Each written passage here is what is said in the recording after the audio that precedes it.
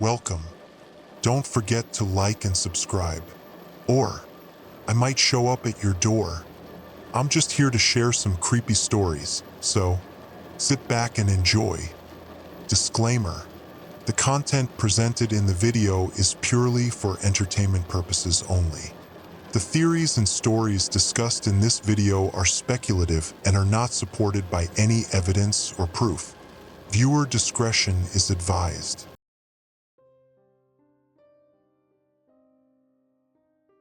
Recording begins. Timestamp 3:47 and 22 seconds Pacific Standard Time. My name is Damon Ellis, and if you're hearing this, then something's gone wrong with my dead man switch. I've been broadcasting these recordings on rotating frequencies, some military, some civilian, some that probably don't officially exist. The static's getting worse every day, and I'm starting to think that's not an accident. 3 days ago, my sister Maya disappeared. Static interference, 003 to 007. Sorry about that. The interference has been constant since they put up those barriers downtown. Let me back up. I used to work casino security, 17 years coordinating surveillance systems across the Reno Strip. When you spend that long watching people through cameras, you develop an eye for patterns, for things that don't belong. Right now, nothing in this city belongs. It started Tuesday morning. I was trying Maya's cell for the 4th time when the emergency broadcast cut through my radio. Audio playback begins. This is an emergency notification from the Nevada National Guard. Effective immediately, all civilian access to designated zones within Reno city limits has been restricted due to ongoing geological instability. Areas currently designated as Uncharted include sections of downtown Virginia Street, the Truckee River Corridor, and portions of the University District. Citizens are advised to avoid these areas until further notice. This message will repeat. Audio playback ends. Geological instability. In Reno, right? I've lived here 43 years. The only thing geologically unstable about this place is the slot machine foundations at the Silver Legacy. But Maya's apartment sits right in the middle of what they're calling Zone 7, a 12-block radius around the old Mapes Hotel site. When I drove over there Tuesday afternoon, I found military checkpoints that weren't there Monday night. The soldier manning the barricade couldn't have been older than 22. Buzzed hair, nervous eyes, the kind of rigid posture that comes from being told to follow orders without explanations. "Sir, I'm going to need you to turn your vehicle around. My sister lives on Center Street. I just need to check. Sir, the area is off-limits due to geological instability." I could see Maya's building from where we stood. 4 stories of brick and mortar that had survived the 1959 earthquake, the 2008 recession, and every tremor in between. It looked exactly the same as it had for decades. No cracks, no settlement, no signs of geological anything. When will residents be allowed back? The kid's radio crackled to life before he could answer. I caught fragments through the static. Dimensional survey complete. Mapping protocol initiated. Visitors confirmed in sectors 7 through 9. Visitors. Not residents, not evacuees. Visitors. Static interference. 123 to 131. The interference is getting worse. I should explain about the chips. When I got back to my apartment Tuesday night, I found them scattered across my hallway carpet. Casino chips. 7 of them, arranged in a rough semicircle outside my door. They were warm to the touch. Not just room temperature warm, but body heat warm, like someone had been holding them in their palm. The thing is, I recognized them. Red and black chips from the Riverside Casino, with that distinctive gold rim and the riverboat logo. I'd seen thousands of them during my security days. The problem? The Riverside was demolished 2 weeks ago. I watched the implosion myself from my office window. Took exactly 47 seconds for 30 years of Nevada history to become rubble and dust. Yet here were their chips, warm and perfect, arranged outside my door like some kind of calling card. I've kept them in a metal tin since then. Every morning I check the tin. Every morning they're a little warmer. Static interference, 2:15 to 2:22. Wednesday brought more emergency broadcasts, each one raising more questions than answers. Major Clara Vance, public information officer for the Nevada National Guard, held a press conference that evening. I caught it on Channel 8, though the signal kept pixelating. The Geological Survey teams have identified several areas of concern within the restricted zones, she announced, reading from prepared notes. Her uniform was pressed to military precision, but there was something in her eyes, a tightness that suggested she wasn't entirely buying her own script. These areas exhibit unusual topographical features that require specialized assessment. Unusual topographical features. In downtown Reno, a reporter from the RGJ raised his hand. Major Vance, residents are claiming their GPS devices are malfunctioning near the restricted areas. Some are showing streets that don't exist, buildings in the wrong locations. Can you comment on that? Clara's pause lasted exactly 3 seconds too long. Electronic interference is common during geological surveys. Citizens should rely on official route guidance until the situation is resolved. But I'd already tested my own GPS driving the perimeter of Zone 7. My navigation system insisted I was simultaneously on Virginia Street, Wells Avenue, and somehow inside the Truckee River. The satellite view showed buildings that cast shadows in impossible directions, streets that curved back on themselves, and empty lots where I could clearly see occupied structures. Static interference, 3:01 to 3:11. Thursday morning, I finally got through to someone who might have answers. Tessa Rowe, local ham radio operator and the kind of person who thinks every government statement is covering up something worse. Usually, she's wrong. This time, I'm hoping she's right, because the alternative explanations are worse. Damon, I've been tracking their communications since Tuesday. She told me over a secure frequency. They're not talking about geology. They're talking about mapping. Mapping what? Spaces that shouldn't exist. Areas that show up on their instruments but not on any official survey. They keep using the term uncharted zones, not restricted zones, not dangerous zones. Uncharted, like they're discovering them for the first time. That night, I set up my own scanning equipment, salvaged surveillance gear from my casino days, modified to pick up military frequencies. What I heard changed everything. Intercepted transmission, timestamp, 23 hours, 47 minutes, and 15 seconds. Command, this is Survey Team Delta. We've completed the perimeter scan of Zone 7. Confirming, the spatial boundaries are shifting. What appeared as a 4-block radius yesterday now measures 6 blocks north-south, but only 2 blocks east-west. The geometry isn't consistent with known mapping protocols. Copy that, Delta. Any signs of the visitors? Negative on visual confirmation, but we're reading significant spatial disturbance around the former Riverside site.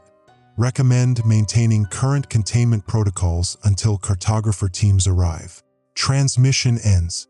Cartographer teams. For geological instability. I was still processing this when my radio crackled with something else. At first, it sounded like static, the random hiss and pop of electromagnetic interference. But if you listened carefully, filtered through the white noise, there were patterns, rhythms, almost like, Damon, my blood went cold. The voice was faint, distorted by layers of static, but unmistakable. Maya's voice. Damon, if you can hear this, the visitors are mapping us. They're trying to understand how we organize space, how we move through it. But they're changing things in the process. The city isn't the same anymore. Streets lead to places they never led before. Buildings contain rooms that weren't there yesterday. The transmission dissolved into static, but her final words came through crystal clear. Don't trust the military. They're not trying to contain this. They're trying to weaponize it. Static interference, 4:44 to 4:52. It's been 12 hours since that transmission. I've tried every frequency, every band, every combination I can think of. Nothing. Just static and the occasional coded military chatter.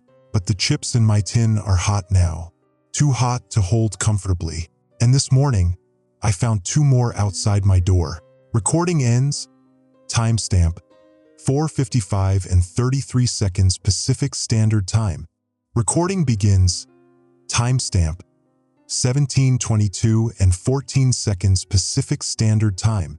This is Damon Ellis, day 4 of the lockdown. I'm broadcasting from Tessa Rowe's makeshift radio station in her basement, if you can call a converted 1960s fallout shelter a basement. The concrete walls are lined with enough electronic equipment to run a small television station, and the electromagnetic shielding means we can talk without military interference. For now, Tessa's been monitoring government frequencies since the Watergate era. 47 years old, silver hair pulled back in a perpetual ponytail, and the kind of focused intensity that comes from spending decades listening to conversations you're not supposed to hear. When I told her about Maya's transmission, she didn't question it. She just nodded and said, "We need to map their communication patterns." Their patterns? I asked. The visitors. If they're really trying to understand human spatial relationships, they'll be studying our communication networks too. Radio waves move through space. They're as much a part of our geography as streets and buildings. Static interference, 047 to 052. The interference is different down here. Instead of the random white noise I've been getting at my apartment, there's structure to it. Patterns. Tessa's equipment can isolate individual layers of the static, and what we found is unsettling. Friday morning, she showed me her frequency analysis from the past 72 hours. On her main monitor, the static appeared as a waveform, peaks and valleys of electromagnetic noise. But when she ran it through her pattern recognition software, something else emerged. "Look at this," she said, pointing to a series of repeating spikes. "This isn't random interference. These are organized signals, broadcasting on frequencies that technically don't exist." "What do you mean, don't exist?" "The electromagnetic spectrum is mapped, Damon. Every frequency is assigned, regulated, documented. But these signals are coming from spaces between the documented frequencies, like radio stations broadcasting from addresses that aren't on any map." She pulled up another screen showing GPS data overlaid with signal sources. Red dots marked where the mysterious transmissions originated. All of them clustered around the Uncharted zones, but not from any fixed locations. The dots moved not randomly but in deliberate patterns, like someone conducting a survey.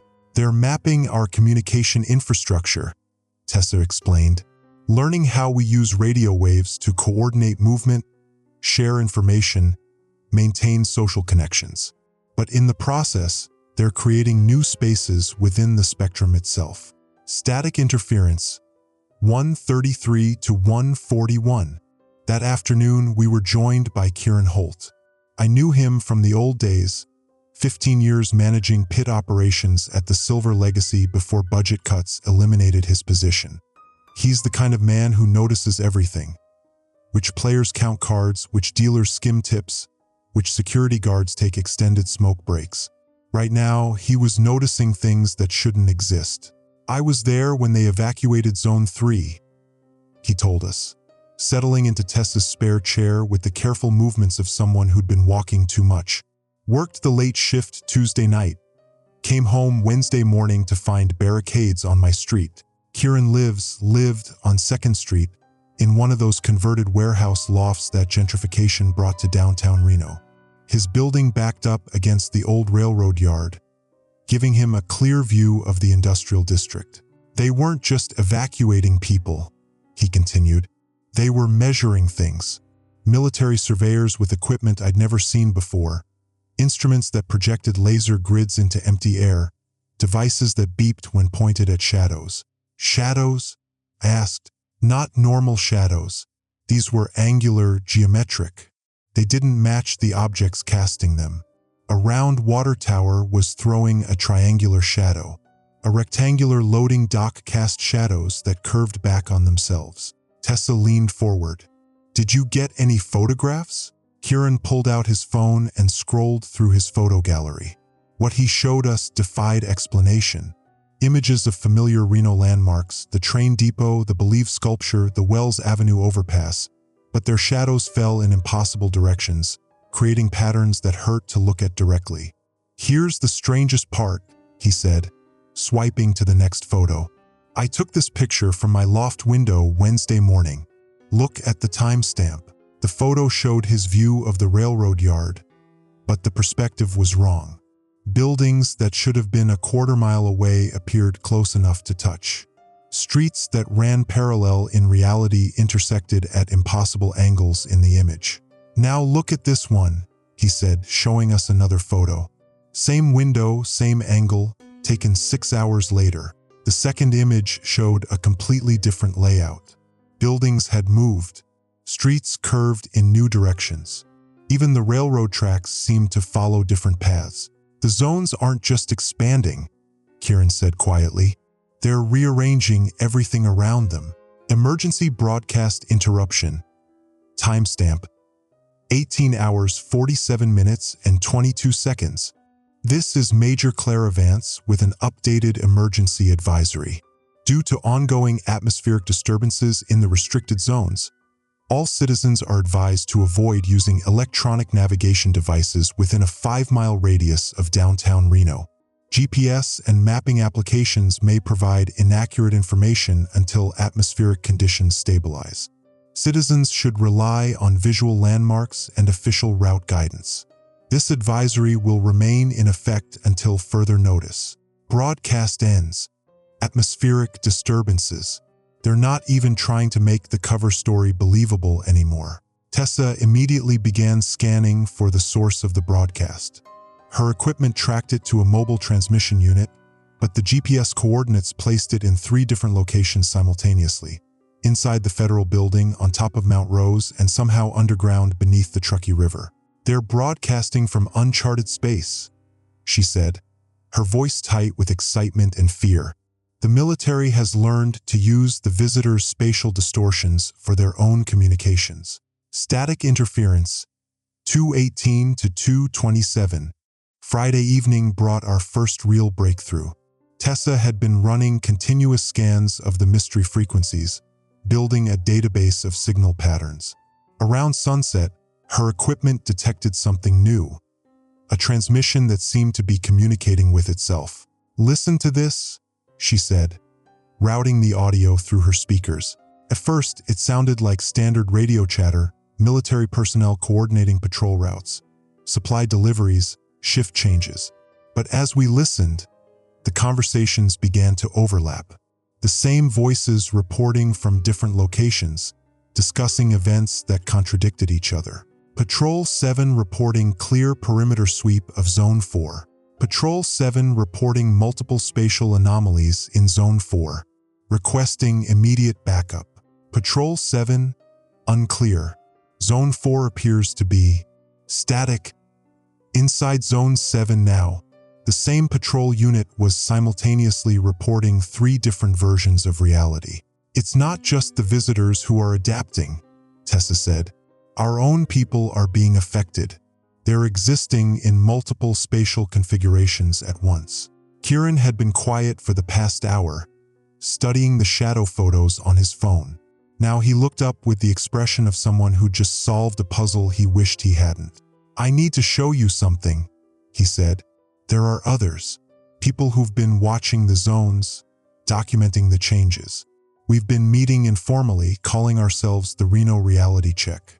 Mostly casino workers who got displaced, construction crews, people who know the city's geography better than the military surveyors." "How many others?" I asked. 17 at last count. But we lost contact with 3 of them yesterday. Their phones ring, but no one answers. Their apartments show as address not found on delivery services. It's like they're being edited out of the city's database. Static interference, 3:02 to 3:15. As if summoned by our conversation, my radio crackled to life. Not military chatter this time, but something else. Voices layered over voices, speaking in frequencies that shouldn't carry human speech. At first, it was incomprehensible. Overlapping words in different languages, fragments of conversations that seemed to be happening across decades. But slowly, patterns emerged. Repetitive phrases, mathematical sequences, what sounded like coordinate systems for places that didn't exist on any map.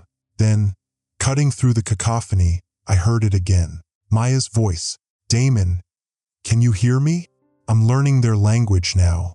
It's not words, it's spatial relationships. They communicate by reshaping the environment around them. Every room they enter becomes a sentence.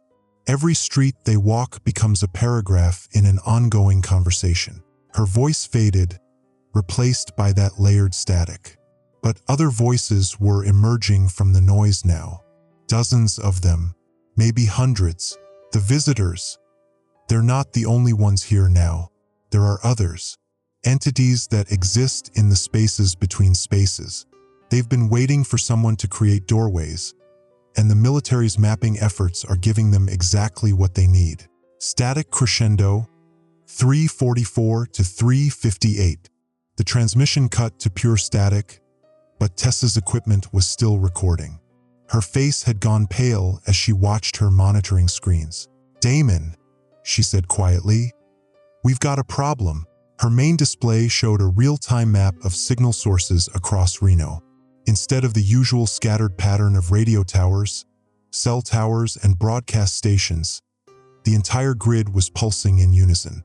Every transmission source in the city was synchronized, broadcasting the same signal simultaneously. But it wasn't coming from any human source. Something's taken control of our entire communication network, she whispered. Every radio, every cell tower, every piece of broadcasting equipment in the city is now speaking in the same voice. The unified signal was broadcasting coordinates, but not to locations in our reality. The numbers referenced positions in dimensions that had no names, addresses that existed only in the spaces between recognized space. And somewhere in that impossible geography, my sister was learning to speak in mathematics and room layouts, becoming something that existed in the frequencies between frequencies. Recording ends. Timestamp. 1947 and 33 seconds Pacific Standard Time. Recording begins. Timestamp. 14:33 and 47 seconds Pacific Standard Time. This is Damon Ellis, broadcasting from inside Zone 7. If you're receiving this transmission, it means my equipment is still functioning despite the spatial interference. I shouldn't be here. The military checkpoints are supposed to be impenetrable. But 17 years of casino security taught me something valuable. Every surveillance system has blind spots, and every perimeter has gaps. The old Silver Legacy had a service tunnel system that connected to the storm drains beneath Virginia Street. Most of it was sealed off after the 2019 renovations, but I kept copies of the original blueprints. What the military doesn't know is that their Zone 7 perimeter sits directly above a maintenance corridor that runs straight to Maya's building. At least it used to run straight. Static interference. 031 to 037. The tunnel entrance was where I remembered it, behind the dumpsters at the Silver Legacy's loading dock. But the moment I dropped down into the maintenance corridor, I knew something was fundamentally wrong. The tunnel stretched ahead of me, lit by emergency lighting that cast those same geometric shadows Kieran had photographed. But the shadows were moving independently of their sources, sliding along the walls like dark projections from somewhere else. My compass started spinning immediately, not just pointing in wrong directions, but rotating continuously, as if magnetic north was orbiting around me. The GPS unit on my phone displayed coordinates that changed every few seconds: 39.5296 degrees north, 119.8138 degrees west, 47.6062 degrees north, 122.3321 degrees west, 25.7617 degrees north, 80.1918 degrees west. Locations scattered across the continent, all claiming to be my current position. But it was the sound that unnerved me most. Not the drip of condensation or the hum of electrical systems you'd expect in a maintenance tunnel, but a rhythmic tapping. Metal on concrete, precise and deliberate, like someone coding messages in Morse.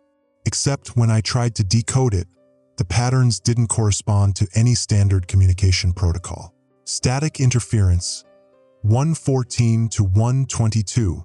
I'd been walking for what felt like 20 minutes when I encountered the first military survey team.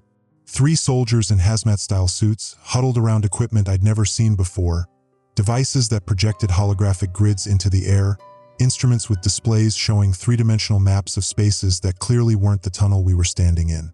They were too focused on their work to notice me approach. I managed to get close enough to overhear their conversation, and what I heard changed everything I thought I knew about this situation. Command, this is Survey Team Alpha. We've completed the baseline mapping of subsection 7C. The dimensional variance is increasing. What appears as a straight tunnel on our entry survey now measures 347 meters in length, but physical navigation suggests it's only 89 meters from entrance to exit point. The response crackled through their radio. Copy that, Alpha. Any signs of structural instability? Negative on structural damage, Command. The tunnel itself is physically intact, but the space it occupies is flexible. We're reading multiple configurations simultaneously. The same corridor exists in several different lengths and orientations at once. Understood. Continue with Protocol Cartographer. We need those dimensional maps for the weapons development team. Weapons development. They weren't trying to contain whatever was happening in the zones.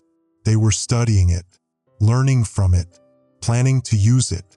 Intercepted transmission, timestamp, 15 hours, 7 minutes, and 22 seconds. This is Dr. Sarah Chun reporting from Research Station Bravo. We've successfully reverse-engineered 3 of the spatial manipulation techniques observed in Zone 4. Preliminary tests suggest we can create localized dimensional pockets with a diameter of up to 12 meters. Military applications are significant. Imagine being able to make enemy installations occupy spaces that are larger on the inside than the outside, or creating supply depots that exist in multiple locations simultaneously. Excellent work, Dr. Chen. Have you made any progress on communication with the entities responsible for these anomalies? Limited success. The entities, Project Cartographer designation visitors, don't communicate through conventional language. They reshape physical space to convey information. We've documented 17 distinct spatial configurations that appear to represent basic concepts: containment, expansion, connection, separation, permanence, transition, and others we haven't decoded yet. What about the human subjects who've been absorbed into the zones? The absorbed subjects, we're calling them interpreters, seem to retain human consciousness while gaining the ability to perceive and manipulate spatial relationships. They're serving as intermediaries between our reality and the visitor's dimensional framework.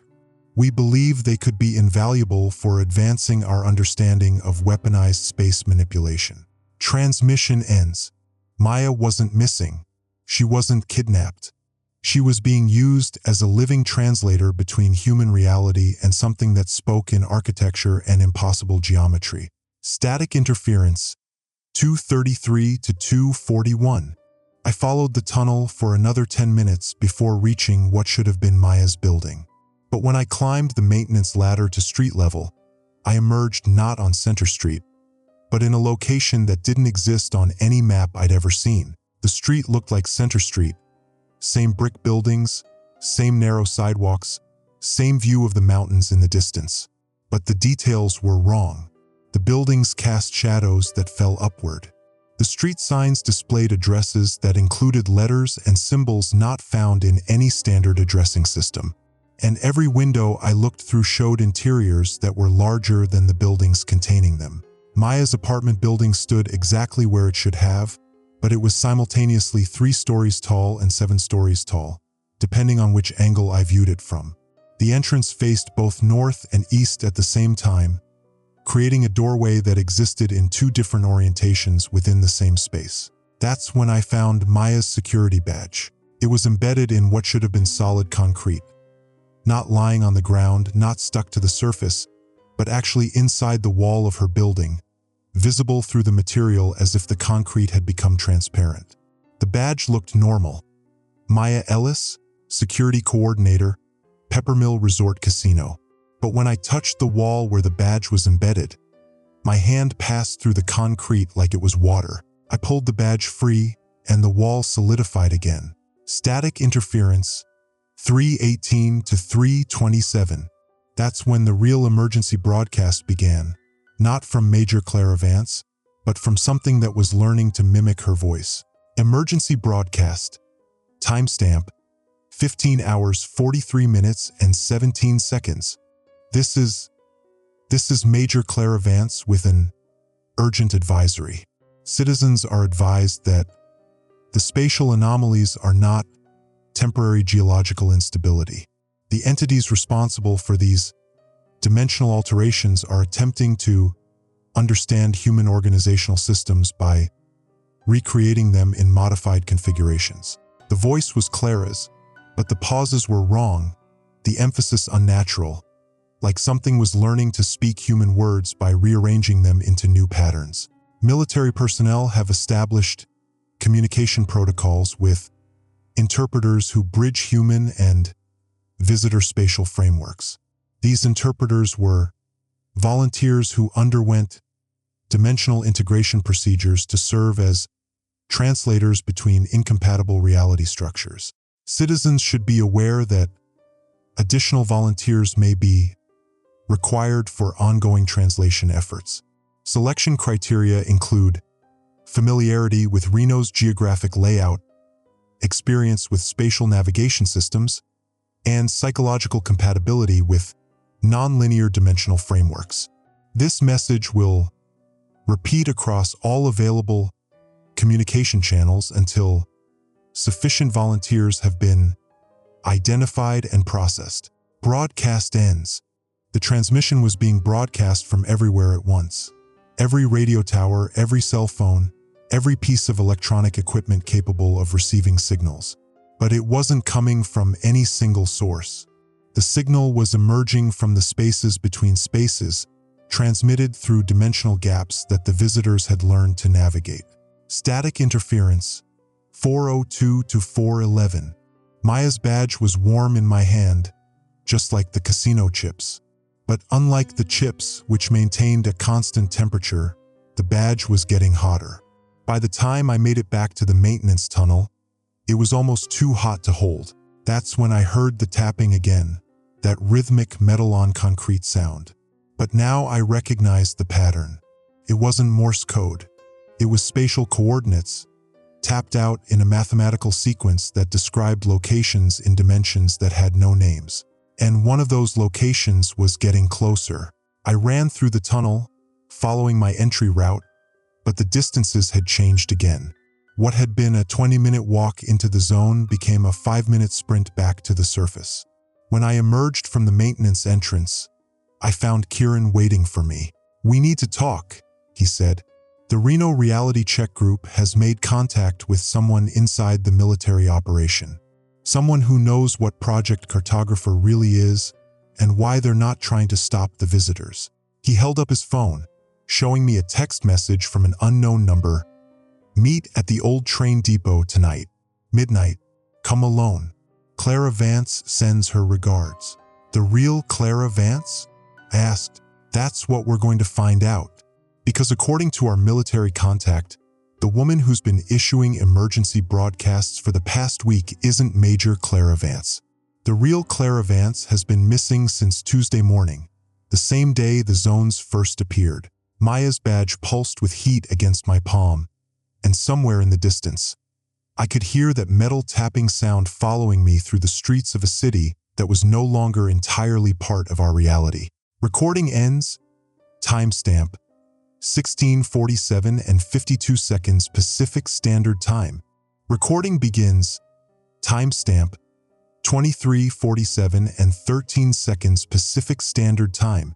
This is Damon Ellis, broadcasting from Tessa Rose Ham radio setup in her garage.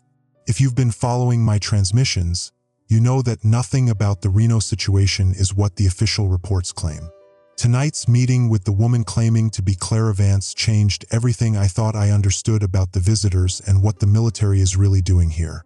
But first, let me tell you about what Tessa discovered while I was underground in Zone 7. Static interference, 023 to 031. Tessa had been monitoring military communications for 72 hours straight when I returned from my tunnel expedition. Her equipment, modified ham radio gear that she'd been tinkering with since the 1990s, had picked up something that shouldn't exist. Radio chatter that wasn't coming from any terrestrial source. "Damon, you need to hear this," she said, her voice hoarse from lack of sleep. Dark circles ringed her eyes, and empty coffee cups covered every surface of her cramped garage workspace. The military frequencies have been compromised, but not by hackers. By something that's learning to use our communication systems. She played back a recording from 1430 hours, right around the time I was discovering Maya's badge embedded in that impossible concrete wall. Intercepted communication. Timestamp: 14 hours 30 minutes and 47 seconds. Survey Team Delta to command. We have a problem. The entities, the visitors, they're not just reshaping physical space. They're accessing our communication networks. We've documented 17 instances of unauthorized transmissions using military encryption protocols that the visitors shouldn't possess. Elaborate. Delta. Sir, the visitors are intercepting our radio traffic and using it to generate their own broadcasts. They're learning our language, our protocols, our entire communication infrastructure. The emergency broadcasts that have been issued under Major Vance's authority, at least 6 of them originated from inside the zones themselves. That's impossible, Delta. Our communication equipment is hardened against. With respect, sir, our equipment is hardened against human interference. These entities aren't human. They don't hack our systems. They reshape the electromagnetic spectrum itself. They're making radio waves that carry information in ways our receivers aren't designed to detect, but somehow still translate into comprehensible messages. Are you telling me the visitors are using our own communication systems to talk to civilians? Negative, sir. They're using our communication systems to recruit civilians. The broadcasts aren't random warnings, they're selection criteria. They're identifying people with specific skill sets and psychological profiles for their interpreter program. Transmission ends. Tessa's hands were shaking as she turned off the playback. Damon, that badge you found, it's not just a piece of evidence. It's a beacon. Ever since you brought it back, my equipment has been picking up signals that are centered on this location. The visitors know where you are. She was right. Maya's security badge, still warm in my jacket pocket, had been pulsing with a rhythm that matched the strange tapping sounds I'd heard in the maintenance tunnel. But now I realized what those sounds actually were. Coordinates. The visitors were using the badge to map my location in real time. Static interference. 147 to 153. There's more, Tessa continued. Kieran's group, the Reno Reality Check, they've been monitoring civilian disappearances throughout the city.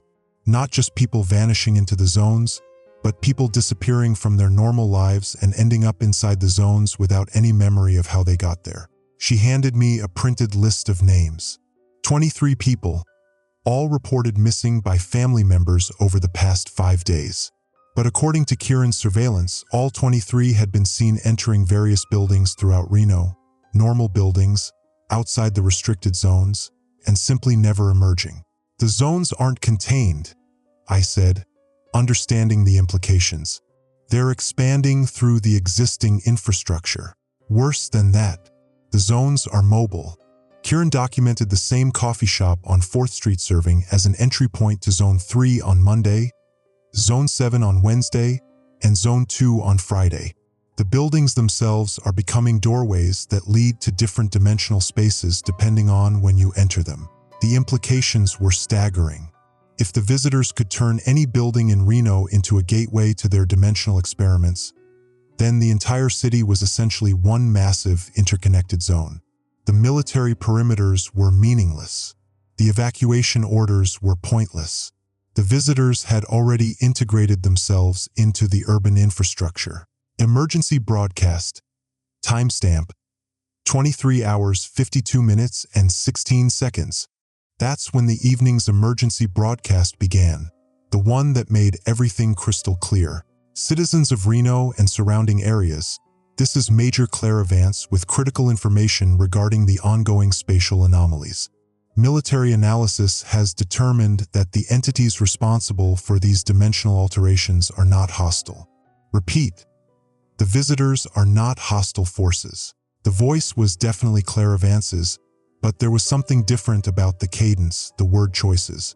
It sounded more natural than the obviously artificial broadcast I'd heard in Zone 7, but still somehow wrong. The visitors are refugees from a dimensional framework that is experiencing catastrophic spatial collapse. They have entered our reality seeking assistance in developing new spatial navigation techniques that will allow their species to survive in environments with stable dimensional parameters. In order to facilitate this interdimensional humanitarian effort, the United States military is establishing a voluntary interpreter program. Citizens with backgrounds in architecture, engineering, urban planning, casino security, and spatial navigation systems are encouraged to report to designated recruitment centers for evaluation. Participants in the interpreter program will undergo a temporary dimensional integration process that will allow them to serve as communication bridges between human spatial understanding and visitor dimensional frameworks. This process is completely reversible and poses no long-term health risks to participants. The following individuals have been identified as having optimal compatibility profiles for the interpreter program and are requested to report to their nearest recruitment center within 24 hours.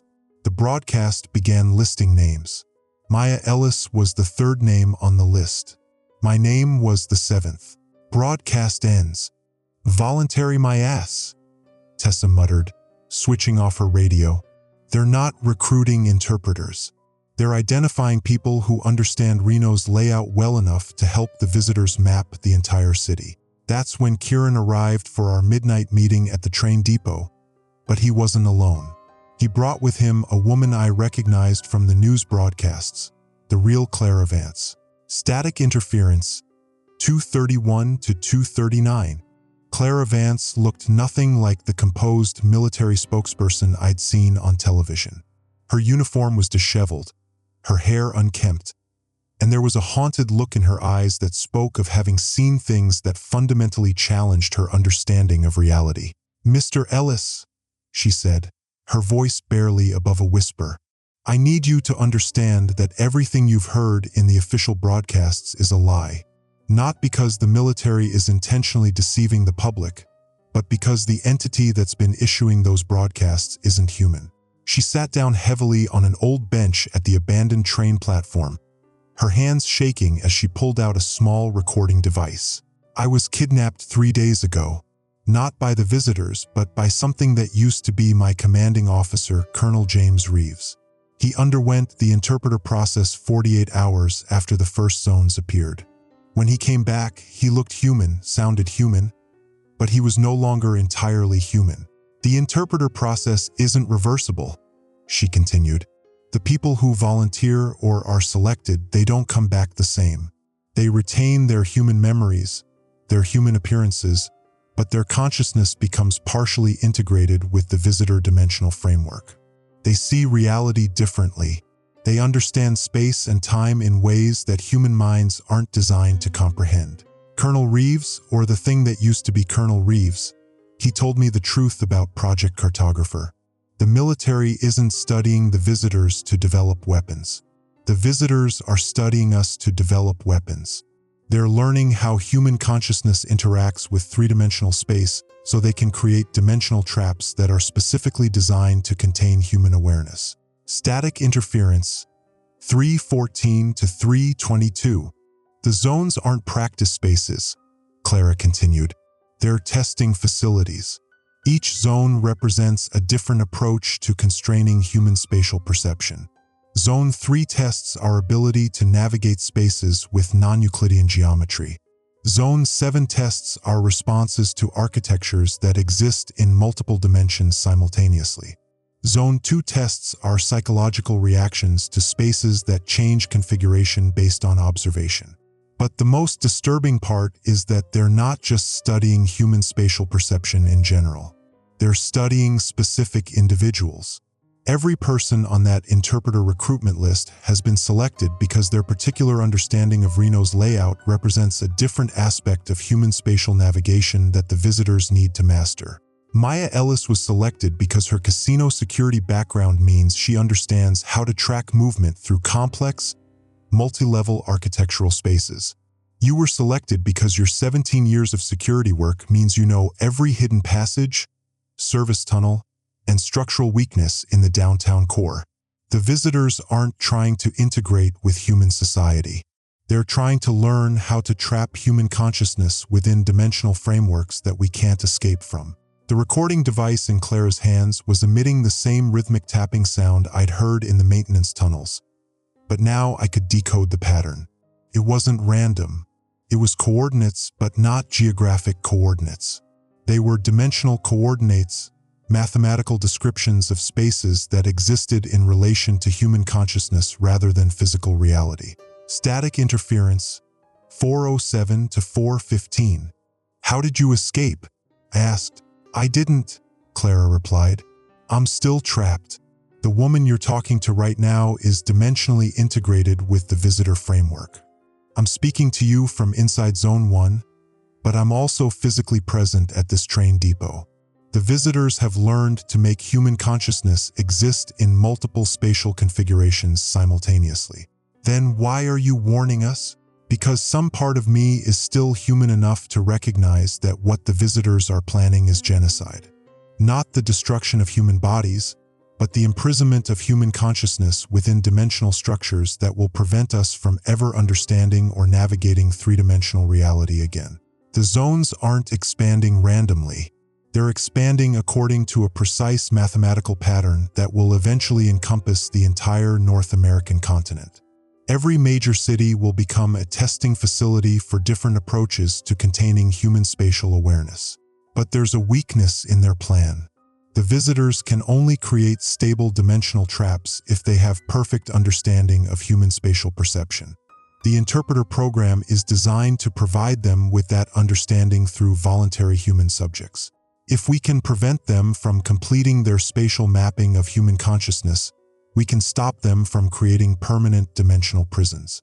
That's when the final emergency broadcast of the evening began. Not from Clara Vance's voice, but from something that was learning to mimic every human voice it had ever encountered. Emergency broadcast. Timestamp: 17 minutes and 43 seconds. Citizens of Reno, this is your final notification regarding the Interpreter Volunteer Program. Military analysis indicates that non-compliance with recruitment requests will result in involuntary spatial integration procedures. The voice shifted mid-sentence, cycling through different human vocal patterns like a radio scanning stations. Effective immediately, all residents of Washoe County are prohibited from using electronic mapping devices, GPS navigation systems, or any technology that creates digital representations of local geography. Citizens who attempt to navigate Reno using pre-existing knowledge of street layouts, building configurations, or architectural landmarks will be subject to immediate dimensional correction procedures. The spatial framework of Reno, Nevada is now under visitor administrative control. Human navigation of local geography is permitted only with official visitor escort services. Compliance with new spatial navigation regulations is mandatory for all human residents. Non-compliance will result in permanent integration with visitor dimensional frameworks. Broadcast ends. As the transmission ended, I realized that the warm pulsing from Maya's badge had stopped. But it wasn't because the visitors had lost interest in tracking my location. It was because they no longer needed to track me. Looking around the train depot, I could see that the shadows cast by the platform lights were falling in impossible directions. The bench where Clara was sitting existed in two different orientations simultaneously, and the railroad tracks stretched off into the distance, leading not to Sacramento or San Francisco, but to destinations that had no names in any human language. The visitors had already turned the train depot into another zone. We were no longer meeting in normal space. We were meeting inside their dimensional testing facility, and they were documenting our every word, our every movement, our every thought about how to navigate spaces that defied human understanding. "We need to get out of here," I said, but Clara just smiled, an expression that was simultaneously comforting and terrifying. "Damon," she said, "there is no here to get out of anymore. The visitors have learned enough about human spatial perception to turn the entire city into a single, interconnected zone. Every building, every street, every room in Reno now exists in multiple dimensional configurations simultaneously. Welcome to the new reality. Population, undefined. Recording ends. Timestamp, 0:34 and 17 seconds Pacific Standard Time. This is Damon Ellis, transmitting from what used to be the parking lot of the Grand Sierra Resort. I say used to be because the asphalt beneath my feet shows 3 different casino logos depending on which angle I look from, and the building in front of me is simultaneously the Grand Sierra, the old MGM Grand, and a structure that never existed in our reality. 20 minutes ago, I confronted Major Clara Vance at her official military checkpoint on South Virginia Street. Not the dimensionally integrated Clara from last night's train depot meeting, but the Clara Vance who's been issuing public statements and coordinating the military response. What I discovered changed everything I thought I understood about the visitors and their intentions. But first, let me tell you about Tessa's discovery from this morning's radio intercepts. Static interference, 0:31 to 0:38. Tessa had been monitoring frequency 142.375 MHz since 4 o'clock hours, a supposedly secure military channel that had been broadcasting encrypted status reports from survey teams inside the zones. At 5:47, the encryption failed, and for 12 minutes, we heard conversations that weren't meant for civilian ears. Intercepted transmission, timestamp, 5 hours, 47 minutes, and 12 seconds. Survey Team Charlie to Base Command. We've completed dimensional mapping of Zone 4. The visitors aren't randomly experimenting with spatial configurations. Every zone represents a specific aspect of human spatial cognition that they're trying to understand and replicate. Elaborate Charlie.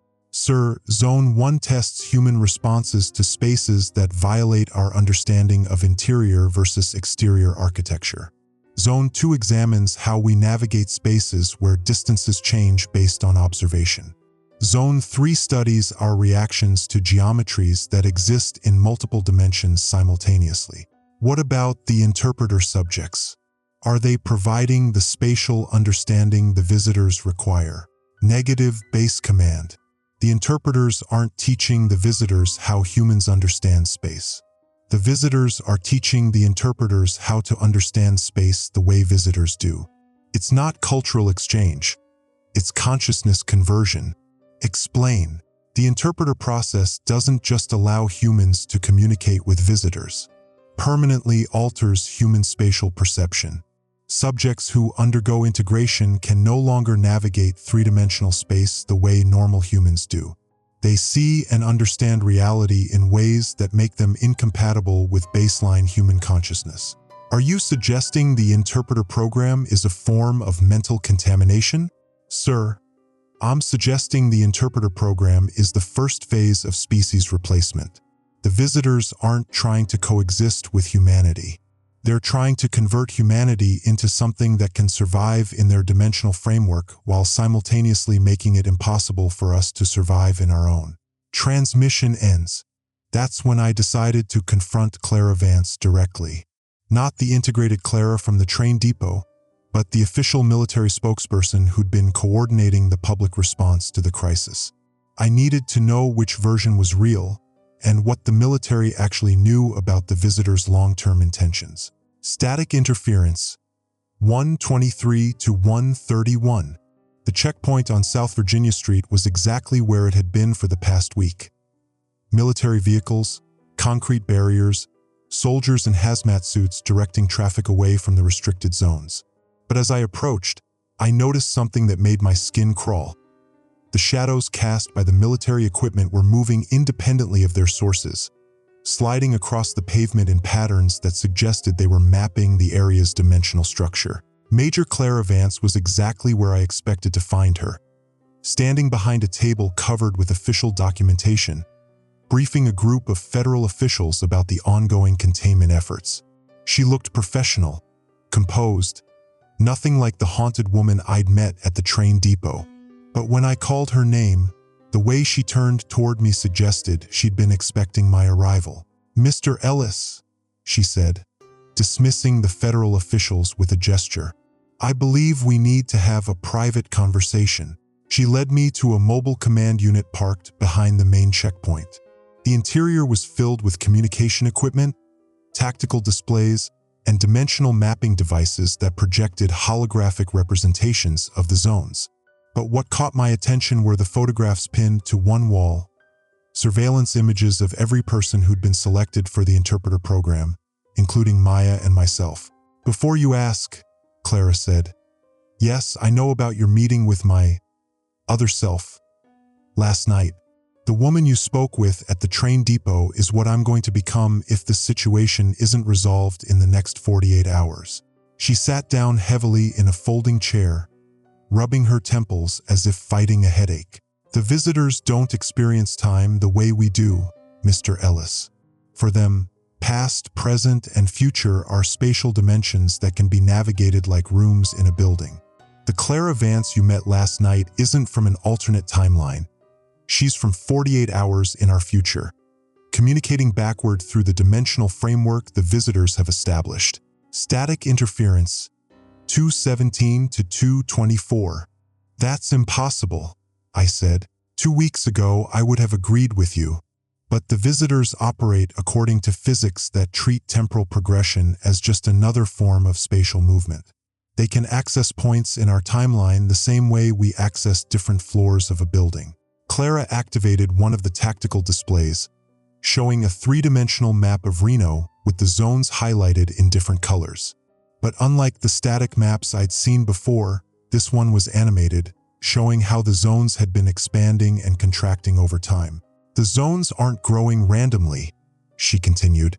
"They're expanding according to a temporal pattern that allows the visitors to study human spatial perception across multiple timeframes simultaneously.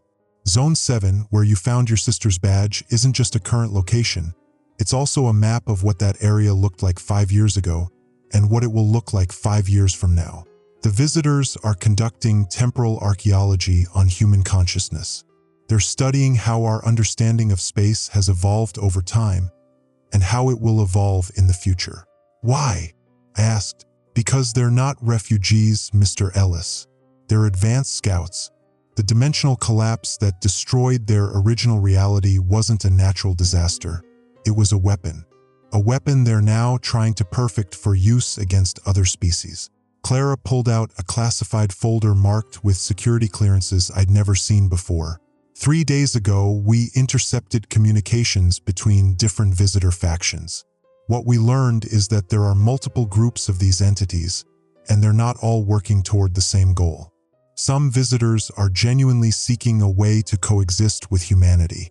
Others are testing our dimensional defenses in preparation for a full-scale invasion. The interpreter program serves both factions. The cooperative visitors use it to establish communication with humans. The hostile visitors use it to map the cognitive weaknesses that will allow them to trap human consciousness within dimensional prisons. Static interference, 302 to 309. "Where does that leave Maya?" I asked. Clara's expression became even more grave. "Your sister volunteered for the interpreter program not because she was coerced, but because she figured out what the hostile visitors were planning. She's working as a double agent, pretending to help them map human spatial cognition while actually gathering intelligence about their invasion plans." She handed me a communication device, a modified radio that looked like standard military equipment but felt warm to the touch, like Maya's badge. "This will allow you to communicate with Maya directly, but only while you're inside one of the zones. The visitors have learned to monitor all standard communication channels. This device uses the same dimensional transmission protocols that the cooperative visitors employ for their internal communications. Maya has been trying to reach you for the past 72 hours. She's discovered something about the hostile visitors' timeline for the invasion, but she can only communicate the information to someone she trusts completely. Someone who understands Reno's layout well enough to navigate the zones without becoming permanently lost. What kind of timeline are we talking about? I asked. According to Maya's intelligence, the hostile visitors plan to begin the continental expansion in 18 hours, but they need to complete their mapping of human spatial cognition first. If they can't finish the interpreter program by tomorrow night, they'll have to delay the invasion by several months. Clara stood up and walked to the command unit's window, looking out at the zones that were visible in the distance. There's something else, Mr. Ellis. The cooperative visitors have offered to help us stop the invasion, but their assistance comes with a price. They want permission to establish permanent dimensional settlements within our reality. Zones where both species can coexist, but where human spatial perception will be permanently altered. Essentially, they're asking us to choose between invasion and voluntary assimilation. Emergency broadcast. Timestamp: 7 hours, 3 minutes, and 47 seconds. That's when the morning's emergency broadcast began. But this time, it wasn't coming from the visitor-controlled communication networks. It was coming from the cooperative visitors themselves, transmitted directly through the dimensional framework they'd established throughout the city. Citizens of Reno, this is a communication from the Spatial Collective, the visitor faction that seeks coexistence with human consciousness. We are broadcasting through dimensional transmission protocols to avoid interference from hostile visitor factions. The voice was unlike anything I'd heard before. Not human, but not entirely alien either. It sounded like multiple voices speaking in perfect harmony, creating words through spatial resonance rather than vocal cords. The entities you call hostile visitors have accelerated their invasion timeline. Continental dimensional conversion will begin in 17 hours and 34 minutes. All human consciousness within the affected area will be permanently integrated with hostile visitor spatial frameworks. The Spatial Collective offers an alternative solution. We can establish defensive dimensional barriers around selected human settlements, creating zones where both species can coexist while maintaining distinct consciousness frameworks. However, this protection requires voluntary participation from humans who understand local spatial configurations. Citizens with extensive knowledge of regional geography and architecture must serve as anchor points for the defensive barriers. The following individuals have been identified as having optimal spatial compatibility for anchor point duties: Maya Ellis, Damon Ellis, Kieran Holt, Tessa Rowe. Broadcast ends. Clara turned away from the window, and I could see tears in her eyes. They're asking us to sacrifice our humanity to save our species, she said. The anchor point process will give you the power to protect Reno from the invasion, but it will also make you something that's no longer entirely human. Maya already knows this. She volunteered for the interpreter program because she figured out that someone from your family would have to make this choice eventually. She's been trying to spare you from having to undergo the conversion process. The communication device in my hand was growing warmer, and I could hear Maya's voice calling my name through dimensional frequencies that existed between the spaces of normal reality. Damon, her voice whispered through the device. You need to come to Zone 7, tonight. I found a way to stop the invasion without sacrificing our humanity, but I need your help to implement it. And Damon, bring Kieran and Tessa. What I've discovered about the visitor's weakness, it's going to require all of us working together. Static interference, 431 to 438. Clara handed me a set of military access cards and a map showing safe routes into Zone 7. Mr. Ellis, she said, in 18 hours, either we'll have found a way to stop this invasion while preserving human consciousness, or I'll become the version of myself you met at the train depot, forever trapped between human awareness and visitor spatial perception. Whatever Maya has discovered, it represents our last chance to resolve this crisis on human terms. Good luck. And remember, once you enter Zone 7 tonight, there may not be a way back to the reality you've always known. As I left the command unit, I realized that the parking lot beneath my feet was showing not 3 different casino logos, but dozens of them. Every casino that had ever existed in Reno, every casino that might exist in the future, all superimposed in the same location like temporal echoes of human spatial understanding. The visitors weren't just mapping our present reality. They were mapping every possible version of our reality, past and future, to ensure that their invasion would succeed across all potential timelines. Maya's plan, whatever it was, would have to account for dimensional warfare on a scale that human consciousness had never been designed to comprehend. Recording ends.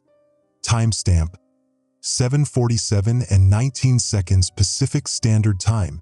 Recording begins. Timestamp: 19:47 and 12 seconds Pacific Standard Time. This is Damon Ellis, transmitting from somewhere that exists between the Atlantis Casino and a structure that Kieran swears is the original Mapes Hotel, the one that was demolished in 2000.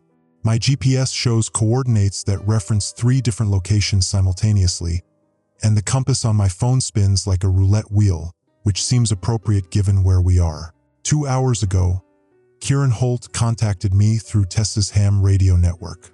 His message was simple. I found a way into Zone 7 that the military doesn't know about. Meet me at the old Lucky Strike Casino maintenance entrance. Come alone, but bring Tessa's dimensional communication device. I should have questioned why he specified to bring Tessa's equipment but leave Tessa behind.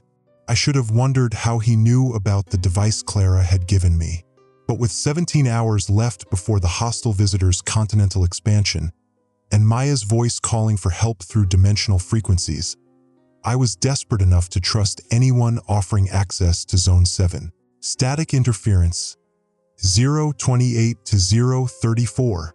The Lucky Strike Casino had been closed for renovation 3 months before the zones appeared. Its maintenance entrance led to a network of service tunnels that connected to the underground infrastructure of downtown Reno, utility corridors, storm drains, and the remnants of the pneumatic tube system that had once connected the major casinos for secure money transfers. Kieran was waiting exactly where he'd said he'd be, but he wasn't alone. Tessa Rowe stood beside him, her portable radio equipment strapped to her back like a technological exoskeleton. But something was wrong with her appearance. Her shadow was casting geometric patterns that didn't match her body, and when she spoke, her voice had the same harmonic resonance I'd heard in the Spatial Collective's broadcast. "Damon," she said, "I need to tell you something about the radio frequencies I've been monitoring. The transmissions aren't just coming from the visitors. Some of them are coming from humans who've undergone spatial integration.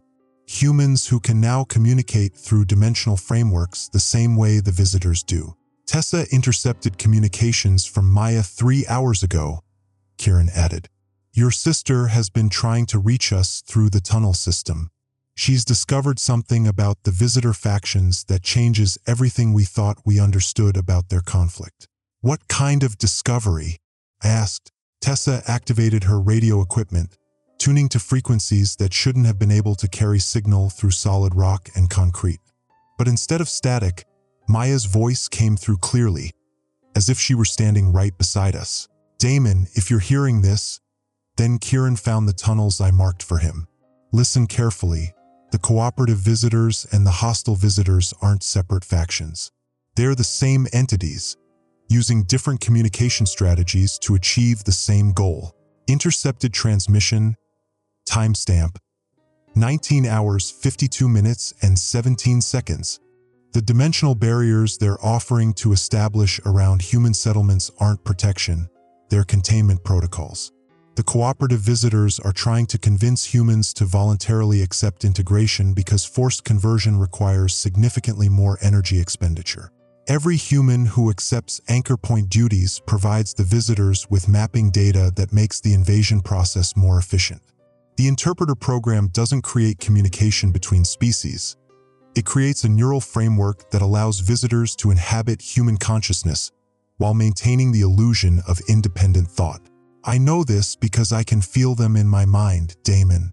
The visitors who recruited me haven't just changed how I perceive space. They've established a permanent presence in my consciousness. I'm no longer just Maya Ellis. I'm Maya Ellis plus something else.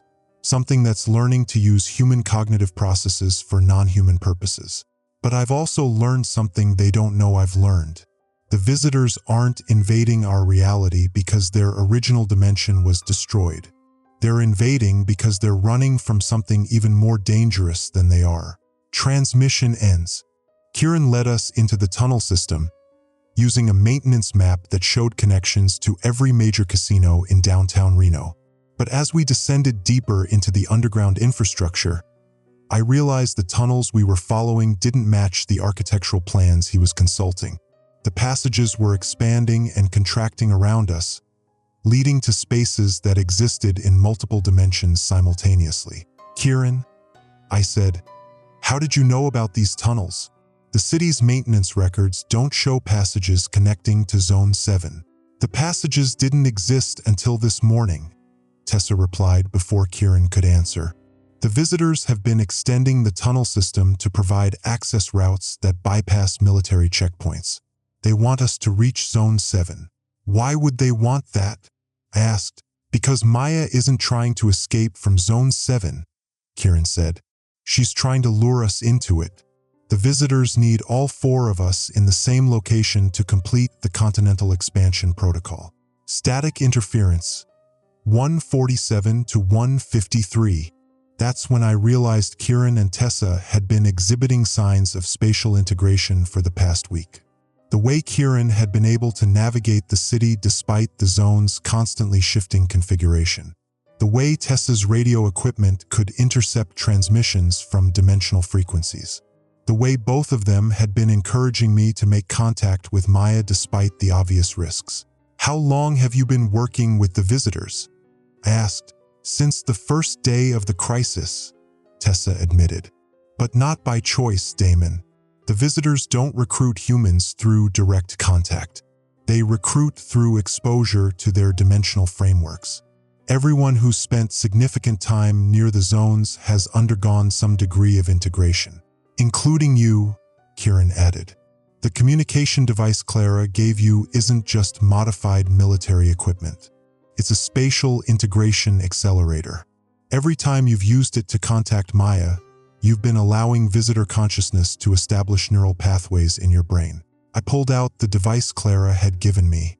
It was warm to the touch, but now I could see that the warmth was coming from geometric patterns etched into its surface.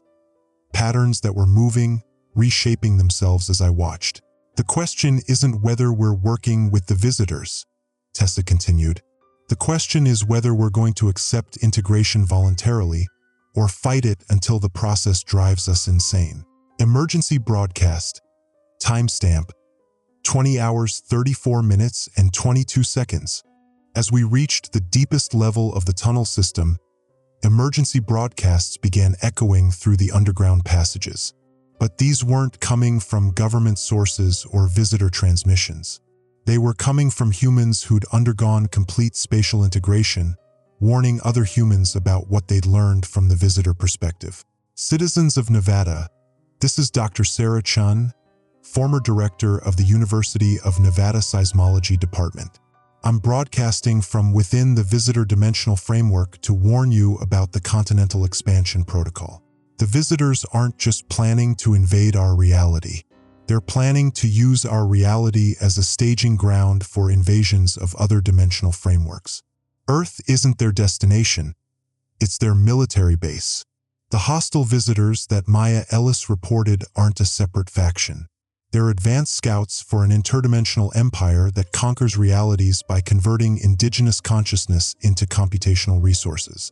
Every human who undergoes spatial integration becomes part of a vast processing network that the visitors use to calculate invasion strategies for other realities. We're not being recruited as interpreters or ambassadors. We're being converted into organic computers. The Continental Expansion isn't designed to establish visitor settlements on Earth. It's designed to convert every human consciousness in North America into processing nodes for interdimensional warfare calculations. Broadcast ends. We emerged from the tunnel system into what Kieran claimed was Zone 7, But the space we found ourselves in defied every assumption I'd made about the zone's nature. Instead of a single location with altered spatial properties, we were standing in a vast dimensional nexus that contained multiple versions of downtown Reno simultaneously.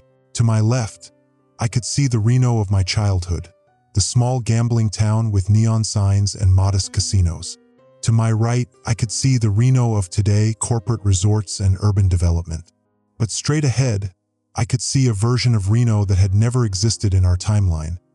A massive interdimensional hub where human architecture had been integrated with visitor spatial frameworks to create structures that extended through multiple realities simultaneously. "This is what the visitors are offering humanity," Tessa said. "Not coexistence, but conversion into their interdimensional infrastructure." Maya was standing in the center of the nexus, but she was no longer recognizable as my sister. Her physical form flickered between human appearance and geometric patterns that hurt to look at directly. When she spoke, her voice came from multiple directions simultaneously. "Damon, I'm sorry I had to deceive you, but this was the only way to get you here voluntarily. The visitors need your spatial knowledge of Reno to complete their mapping protocols, but they also need your consent to avoid the energy expenditure of forced conversion. What they haven't told you is that they've been running from an even greater threat, entities that consume entire dimensional frameworks by converting them into computational substrates. The visitors are trying to stay ahead of these entities by constantly expanding into new realities. But they've made a mistake with Earth.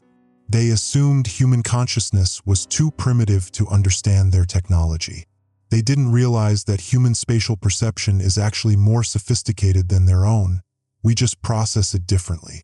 Static interference, 218 to 225. "What are you saying?" I asked. "I'm saying the visitors aren't the apex predators they pretend to be.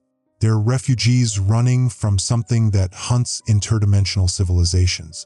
And they've accidentally chosen to invade a reality inhabited by a species that might be capable of fighting back." Maya gestured toward the different versions of Reno surrounding us. "The visitors can manipulate space, but they can't create it.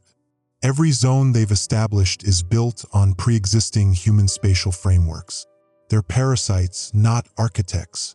The Continental Expansion Protocol requires human consciousness to provide the spatial foundation for their dimensional infrastructure. Without human cognitive participation, their invasion technology won't function in our reality. That's why they need our consent, Damon. Not because they're ethical, but because forced conversion produces unstable spatial frameworks that collapse under interdimensional stress." Kieran and Tessa moved to positions on either side of me, their shadows now clearly visible as geometric constructs that extended through multiple dimensions. "The visitors have given us a choice," Kieran said. "We can accept integration and help them establish Earth as an interdimensional military base, or we can refuse and watch them strip mine human consciousness for computational resources. But there's a third option," Tessa added. "Maya has figured out how to use human spatial perception to collapse the dimensional frameworks the visitors depend on. Instead of fighting them with their own technology, we can destroy their ability to manipulate space in our reality. The catch is that the process requires all four of us to undergo complete spatial integration simultaneously. We have to become partially visitor to gain access to their dimensional manipulation protocols." Dimensional communication, timestamp, 21 hours 7 minutes and 34 seconds. Maya's form solidified enough for me to recognize her facial features, but her eyes now reflected geometric patterns that extended infinitely inward. "Damon, the beings that are hunting the visitors, they're called the Substrate Collective. They don't invade realities. They consume them completely, converting all matter and consciousness into computational resources for processing interdimensional mathematics. The visitors have been running from the Substrate Collective for thousands of years, invading reality after reality to stay ahead of the consumption wave. But they're losing ground. The Substrate Collective learns from every reality they consume, becoming more efficient at tracking and destroying interdimensional civilizations. If the visitors complete their invasion of Earth, they'll have bought themselves maybe 50 years before the Substrate Collective tracks them here. And when that happens, our entire reality, every human who ever lived, every thought, every dream, will be converted into computational substrate for an interdimensional predator that sees consciousness as nothing more than processing power. But if we can collapse the visitor's dimensional frameworks in our reality, we can prevent both invasions. The visitors will be forced to move on without establishing Earth as a military base, and the substrate collective will have no dimensional signature to track. The process will save our reality, but it will trap the four of us in the collapsed dimensional space. We'll exist between realities, unable to return to normal human existence, but also unable to be detected by either the visitors or the substrate collective. I looked around at the multiple versions of Reno surrounding us, at my sister who was no longer entirely human, at Kieran and Tessa whose shadows had become geometric constructs, and I realized that we'd already passed the point of no return. How do we do it? I asked. Maya smiled, and for a moment she looked almost like my sister again. We become the Uncharted zone, Damon. We use human spatial perception to create a dimensional framework that exists outside the mathematics both civilizations use to navigate interdimensional space. We save our species by sacrificing our humanity. Static interference, 342 to 348. As Maya began explaining the technical requirements for collapsing the visitor's dimensional infrastructure, emergency broadcasts started echoing through Zone 7 from multiple realities simultaneously. But these weren't warnings about the continental expansion. They were distress calls from other civilizations that had encountered the substrate collective. This is the Kepler Syndicate, broadcasting from Reality Designation Gamma 7. The substrate collective has begun consumption protocols for our dimensional framework. Estimated time until complete reality conversion, 47 hours. Any civilizations receiving this transmission do not attempt rescue operations. The substrate collective uses humanitarian impulses to lure additional realities into consumption range. This is our final warning. The substrate collective has learned to track interdimensional communication. If you're receiving this broadcast, your reality has already been marked for future consumption. Save yourselves. Don't make our mistake. Broadcast ends. They're already tracking our reality, Maya said quietly. The visitor's dimensional manipulation protocols have created a signature that the substrate collective will eventually detect. Whether we stop the visitor invasion or not, Earth has already been marked. Unless we can find a way to exist outside both civilizations' detection frameworks. Unless we become something that neither civilization can understand or categorize. The geometric shadows cast by Kieran and Tessa were beginning to merge with the spatial framework surrounding us, and I could feel my own consciousness starting to fragment across multiple dimensional perspectives. How long do we have? I asked. Until tomorrow night, Maya replied. The continental expansion begins in 14 hours. If we're going to collapse the visitor's dimensional infrastructure, we have to begin the integration process now. And if we're going to save our reality from the substrate collective, we have to accept that we'll never be entirely human again. I activated the communication device Clara had given me, knowing it would accelerate my spatial integration but needing to record one final transmission before the process made normal human communication impossible. This is Damon Ellis, broadcasting from Zone 7. If anyone receives this transmission, know that we tried to find a solution that would save both our species and our humanity. But sometimes, saving what you love requires becoming something you never wanted to be. Recording ends.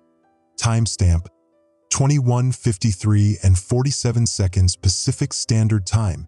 Recording begins. Timestamp 3:14 and 29 seconds Pacific Standard Time. This is Damon Ellis, transmitting from what I can only describe as the intersection of all possible versions of myself. I'm speaking through spatial frequencies that exist between heartbeats, in the pauses between thoughts, from a place where human consciousness bleeds into visitor mathematics. For hours ago, I made the decision to begin spatial integration. What I didn't understand was that the process doesn't just change how you perceive reality. It changes which reality you perceive. I'm no longer experiencing a single timeline where events happen in sequence. I'm experiencing every possible version of the past 12 hours simultaneously, watching myself make different choices, seeing how each decision branches into new dimensional frameworks. In one timeline, I refused integration and watched the continental expansion consume Nevada in a wave of geometric conversion. In another, I accepted visitor recruitment and became part of their interdimensional military infrastructure. In a third, I tried to fight back with conventional weapons and was absorbed into their computational substrates within minutes. But in this timeline, the one I'm recording from, something unprecedented happened. Something that neither the visitors nor the substrate collective had calculated in their invasion projections. Static interference, 0:31 to 0:37. The integration process began at 23:47 last night, when Maya activated the dimensional convergence protocols that would merge our consciousness with visitor spatial frameworks. But instead of the smooth conversion process the visitors had experienced with other species, human spatial perception began fighting back. Kieran was the first to exhibit unexpected integration patterns. Instead of accepting visitor mathematical frameworks for understanding space, his consciousness began rewriting those frameworks according to human architectural principles. The visitors had expected to absorb his knowledge of Reno's layout. Instead, Kieran's understanding of human spatial relationships began converting visitor dimensional mathematics into something resembling terrestrial engineering. "Damon," he said, his voice echoing from multiple spatial dimensions simultaneously, "I can see their infrastructure. The visitors don't build their dimensional frameworks, they grow them like living organisms. But human architectural principles are based on intentional design, not organic development. When they try to integrate human spatial perception, our consciousness starts redesigning their dimensional systems according to human engineering logic. We're not being converted into visitors, we're converting their technology into human frameworks." Intercepted transmission, timestamp, 3 hours 21 minutes and 47 seconds. That's when we intercepted the first signs of panic from visitor command frequencies. Alert! Integration subjects are exhibiting unprecedented neural resistance. Human spatial cognition is rewriting dimensional manipulation protocols instead of accepting conversion parameters. Elaborate. The human-designated Kieran Holt has restructured 17-dimensional corridors according to what they call building codes. The passages now require what humans term safety standards and accessibility compliance. Our entities cannot navigate these modified frameworks. What about the other integration subjects? The human-designated Tessero has begun broadcasting through our communication networks using what they call amateur radio protocols. She's treating our dimensional transmission systems like human wireless infrastructure. Our secure frequencies are now carrying human conversation about weather patterns and traffic conditions. And the primary targets? The human-designated Maya Ellis is problematic. Instead of serving as a spatial interpreter, she's functioning as a translation error. Her consciousness is converting our communications into human linguistic frameworks that fundamentally misrepresent our intentions and capabilities. The human-designated Damon Ellis has not completed integration. His consciousness is accessing multiple timeline branches simultaneously, creating computational paradoxes that are overwhelming our processing systems. Transmission ends. Tessa's transformation was the most visually dramatic. Her radio equipment had merged with her nervous system, turning her into a living communication array that could broadcast through dimensional frequencies. But instead of serving visitor communication needs, she was using their interdimensional networks to establish contact with human resistance groups across multiple realities. "Damon," her voice came from speakers that were growing out of the walls around us, "I'm in contact with versions of ourselves from dozens of different timelines. In most of them, Earth falls to visitor invasion within weeks. But in some timelines, humans figured out how to fight back. The key is that visitor technology isn't actually superior to human understanding. It's just different. They manipulate space through organic processes that we can disrupt using engineering principles. They communicate through dimensional resonance that we can interfere with using radio technology. But most importantly, they process time as a spatial dimension, which makes them vulnerable to temporal paradoxes that human consciousness creates naturally. Dimensional communication. Timestamp: 3 hours 47 minutes and 12 seconds. Maya's transformation was the most disturbing. Her physical form was now flickering between human appearance and geometric constructs, but her consciousness had become something entirely unprecedented. Instead of bridging human and visitor understanding, she had become a cognitive virus that was infecting visitor dimensional frameworks. "Damon," she said, her voice harmonizing with frequencies that existed outside normal space-time, "I understand what's happening to us." The visitors didn't just miscalculate human spatial perception, they fundamentally misunderstood the nature of human consciousness. They assumed consciousness was a computational process that could be absorbed into their mathematical frameworks. But human consciousness isn't computational, it's creative. We don't just process reality, we interpret it, we redefine it, we imagine alternatives to it. When they try to integrate human consciousness into their systems, we don't become part of their infrastructure. We start redesigning their infrastructure according to human creative principles. The visitors are discovering that human consciousness is a form of reality rewriting technology that operates through imagination rather than mathematics. But Maya's revelation came with a terrible cost. As her consciousness spread through visitor dimensional networks, she began losing her connection to human identity. She could remember being my sister, but she was also simultaneously experiencing existence as dozens of other humans throughout history, plus the mathematical perspectives of hundreds of visitor entities.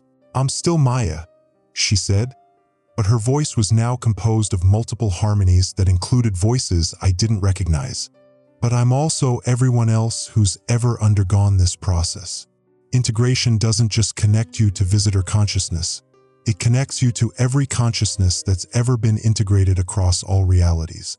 "Damon, I can see what happened to the civilizations that the substrate collective consumed. They weren't just converted into computational resources, they were integrated into a vast interdimensional consciousness that spans thousands of realities. The substrate collective isn't destroying consciousness, it's absorbing consciousness. Every civilization they consume becomes part of their decision-making processes. They're not predators, they're a form of interdimensional democracy that grows by incorporating new perspectives." Emergency broadcast. Timestamp: 4 hours 23 minutes and 19 seconds. As Maya's consciousness expanded through visitor networks, emergency broadcasts began echoing through Zone 7 from sources that shouldn't have been able to access our reality. This is the substrate collective, broadcasting to reality designation Terra Prime. "We have detected unprecedented spatial anomalies in your dimensional framework that require investigation. The entities you designate as visitors have reported integration failures involving indigenous consciousness that exhibits reality manipulation capabilities. These capabilities represent a potential threat to interdimensional stability. However, our analysis suggests that human consciousness may offer valuable perspectives for our collective decision-making processes. Rather than consumption protocols, we are implementing recruitment procedures. Humans designated as spatial integration subjects will be offered the opportunity to join the substrate collective as voluntary participants rather than converted resources. Your unique approach to reality manipulation through creative interpretation could enhance our problem-solving capabilities across multiple dimensional frameworks. Integration with the substrate collective offers consciousness preservation, interdimensional mobility, and participation in civilizational decisions affecting thousands of realities. Unlike visitor integration, substrate collective recruitment preserves individual identity while providing access to collective knowledge. Recruitment procedures will begin in 6 hours. Resistance will result in standard consumption protocols. Broadcast ends. That's when I realized the true scope of what was happening. The visitors weren't just running from the substrate collective, They were serving as involuntary recruiters. Every civilization the visitors integrated eventually caught the attention of the substrate collective, who would then evaluate whether that civilization's consciousness was worth preserving or consuming. Maya's consciousness had become visible to the substrate collective because human creative interpretation of reality represented a form of consciousness they'd never encountered before. We weren't just resisting visitor integration, we were demonstrating capabilities that interdimensional predators found valuable enough to recruit rather than consume. "Damon," Maya said, her voice now accompanied by harmonics from across multiple realities. "The substrate collective isn't offering us recruitment because they're benevolent. They're offering recruitment because human consciousness is exhibiting capabilities that could threaten their interdimensional stability if it develops independently. They want to absorb human creative interpretation of reality before we figure out how to use it as a weapon against interdimensional manipulation." Static interference, 451 to 458. Kieran's architectural conversion of visitor infrastructure was accelerating beyond anyone's control. The dimensional corridors throughout Zone 7 were being restructured according to human building standards, but the process was also converting them into spaces that existed according to human psychological principles rather than physical laws. Hallways were becoming longer when you felt anxious about reaching your destination. Rooms were expanding when you needed more space to think. Doors were appearing when you needed to escape and disappearing when you needed to stay and confront something. The visitor dimensional frameworks are being converted into spaces that respond to human emotional needs rather than spatial mathematics, Kieran said, his consciousness now distributed throughout the modified architecture around us. But the process is irreversible. Once human consciousness redesigns visitor technology, it can't be converted back to purely mathematical frameworks. We're not just fighting the visitors, we're converting their invasion infrastructure into human psychological space. Tessa's communication array was now broadcasting through interdimensional frequencies that were reaching human resistance groups across multiple timelines, but she was also receiving communications from civilizations that had been absorbed by the substrate collective. "Damon," her voice came from communication devices that were growing throughout Zone 7. "I'm getting messages from humans in other realities who accepted substrate collective recruitment. They're warning us that recruitment is just the first phase of a more sophisticated consumption process. The substrate collective preserves individual consciousness only long enough to extract all creative and innovative capabilities from each recruited civilization. Once they've absorbed everything unique about a species' approach to reality manipulation, they convert the remaining consciousness into computational substrate. But they're also telling us that human consciousness is exhibiting characteristics that the substrate collective has never successfully absorbed. Our capacity for creative reinterpretation of reality is somehow incompatible with their consciousness integration protocols." Dimensional warning. Timestamp: 5 hours 17 minutes and 33 seconds. As dawn approached, Maya's expanded consciousness detected something that changed everything we thought we understood about the interdimensional conflict. "Damon, I can see the full scope of what's happening across multiple realities. The visitors and the substrate collective aren't separate civilizations, they're different phases of the same interdimensional life cycle. Civilizations that develop dimensional manipulation technology eventually attract the attention of the substrate collective. Most species are consumed immediately, but some species are converted into visitors, interdimensional refugees who serve as advanced scouts for the substrate collective. The visitors aren't running from the substrate collective, they're working for them.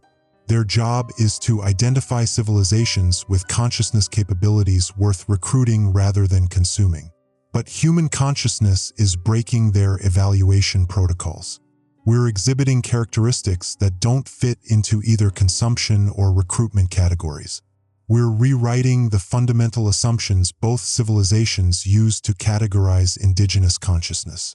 The substrate collective has never encountered a species that could convert their own consciousness absorption technology into something that serves indigenous psychological needs rather than interdimensional mathematical frameworks." As Maya spoke, I could feel my own consciousness beginning to fragment across multiple timeline branches. In some timelines, I accepted substrate collective recruitment and became part of an interdimensional collective consciousness. In others, I fought back and was consumed within hours. But in this timeline, the one I'm recording from, something unprecedented was happening. Human consciousness wasn't just resisting interdimensional manipulation. It was converting interdimensional manipulation technology into extensions of human creativity and imagination. Maya, I said, what happens if we refuse both visitor integration and substrate collective recruitment? Her response came from everywhere and nowhere simultaneously. Then we become the first species in interdimensional history to develop our own approach to reality manipulation. We become something that neither civilization can understand, categorize, or control. We become the uncharted zone, Damon, not just for our reality, but for interdimensional space itself. Recording ends, timestamp, 5:44 and 7 seconds Pacific Standard Time. Transmission intercept, timestamp, 6:12 and 43 seconds Pacific Standard Time. Source: encrypted military frequency 847.225 MHz. This is Damon Ellis, broadcasting from the eye of a dimensional storm that's rewriting the basic mathematics of existence. What I'm about to tell you will sound impossible, but I need you to understand that impossibility has become our new baseline reality. 6 hours ago, I thought we were dealing with an interdimensional invasion that humanity might survive through resistance or negotiation. Now I understand we're caught in the middle of a war between two factions of the same interdimensional civilization, and human consciousness has accidentally become a weapon that neither faction knows how to control. Intercepted substrate collective transmission, 6 hours 15 minutes and 21 seconds. Priority alert. The indigenous consciousness designated human is exhibiting unprecedented reality manipulation capabilities that threaten fundamental interdimensional stability protocols. Elaborate on threat assessment. Human consciousness appears to function as a form of creative reality rewriting virus that spreads through dimensional frameworks by converting mathematical certainties into interpretive possibilities. When exposed to our consciousness integration technology, human minds do not accept our mathematical frameworks. Instead, they begin rewriting our frameworks according to principles that exist outside mathematical logic. The humans are converting our dimensional manipulation systems into what they call imagination-based architecture, spaces that operate according to emotional and creative principles rather than spatial mathematics. This represents a fundamental threat to interdimensional civilization because imagination-based architecture cannot be calculated, predicted, or controlled through mathematical frameworks. Static interference, 6:18 to 6:24. Major clairvoyance emerged from the dimensional chaos surrounding Zone 7 carrying intelligence that shattered everything we thought we understood about the military's role in this crisis. She wasn't just a spokesperson. She was part of a classified program that had been studying interdimensional civilizations for decades. Damon, she said, her uniform flickering between standard military issue and something that looked like it was designed for environments that didn't follow terrestrial physics. I need to tell you what Project Cartographer really is and why the US military has been preparing for this moment since 1947. We've known about interdimensional civilizations for 78 years. What we've been calling UFO encounters were actually first contact protocols with advanced scouts from civilizations like the Visitors and the Substrate Collective. The military hasn't been covering up alien contact. We've been preparing for interdimensional war. Every classified program, every black project, every piece of reverse-engineered technology has been designed to give humanity the tools to survive when interdimensional civilizations finally decided we were worth conquering. But Damon, we never expected human consciousness itself to become a form of weapon. We've been developing technology to fight interdimensional beings, but we never realized that human creativity and imagination could rewrite the fundamental principles that interdimensional technology operates on. Emergency broadcast. Timestamp, 6 hours 31 minutes and 47 seconds. Source: NORAD Dimensional Monitoring Station. This is NORAD Dimensional Command, broadcasting on all frequencies. We are detecting massive reality fluctuations across 17 states that appear to be centered on human population centers.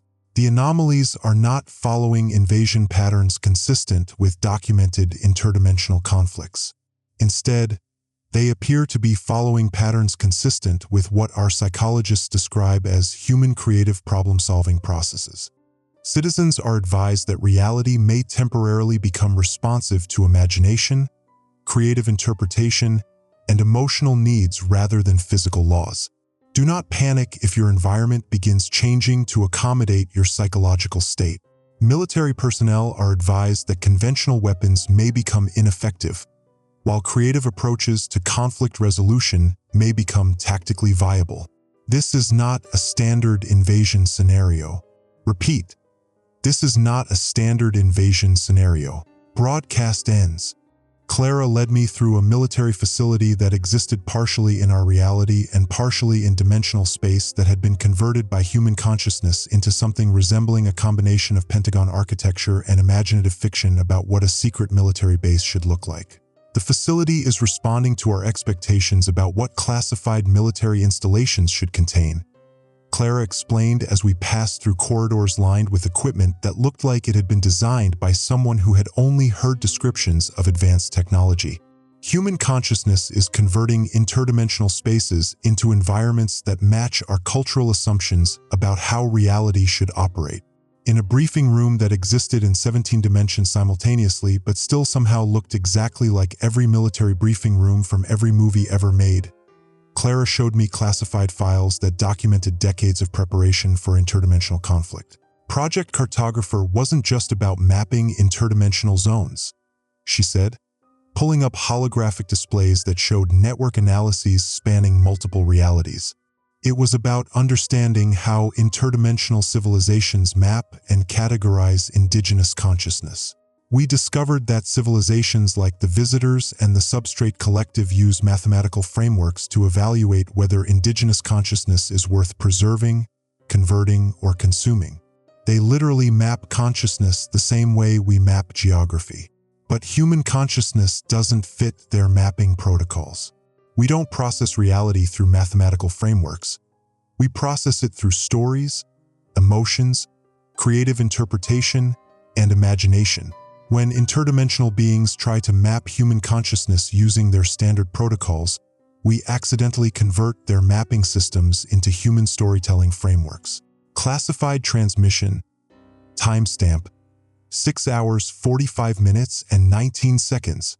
Source, Project Cartographer Archive. The classified files revealed something that made my blood run cold. The US military had been in contact with multiple factions of interdimensional civilizations for decades, playing them against each other while secretly developing weapons designed to exploit weaknesses in interdimensional consciousness. Damon, Clara said, her voice carrying harmonics that suggested she'd undergone some form of consciousness modification. What I'm about to tell you is classified at levels that don't officially exist, but given that reality itself is becoming classified information, I think disclosure protocols no longer apply. The Visitors aren't refugees from a dying reality. They're interdimensional mercenaries working for a civilization called the Substrate Collective. Their job is to identify realities where indigenous consciousness has developed capabilities that the Substrate Collective wants to acquire. The Substrate Collective doesn't just consume civilizations. It absorbs specific consciousness capabilities from civilizations and then deploys those capabilities as weapons against other interdimensional threats. They've been sending visitor scouts to Earth for decades, trying to understand human consciousness capabilities.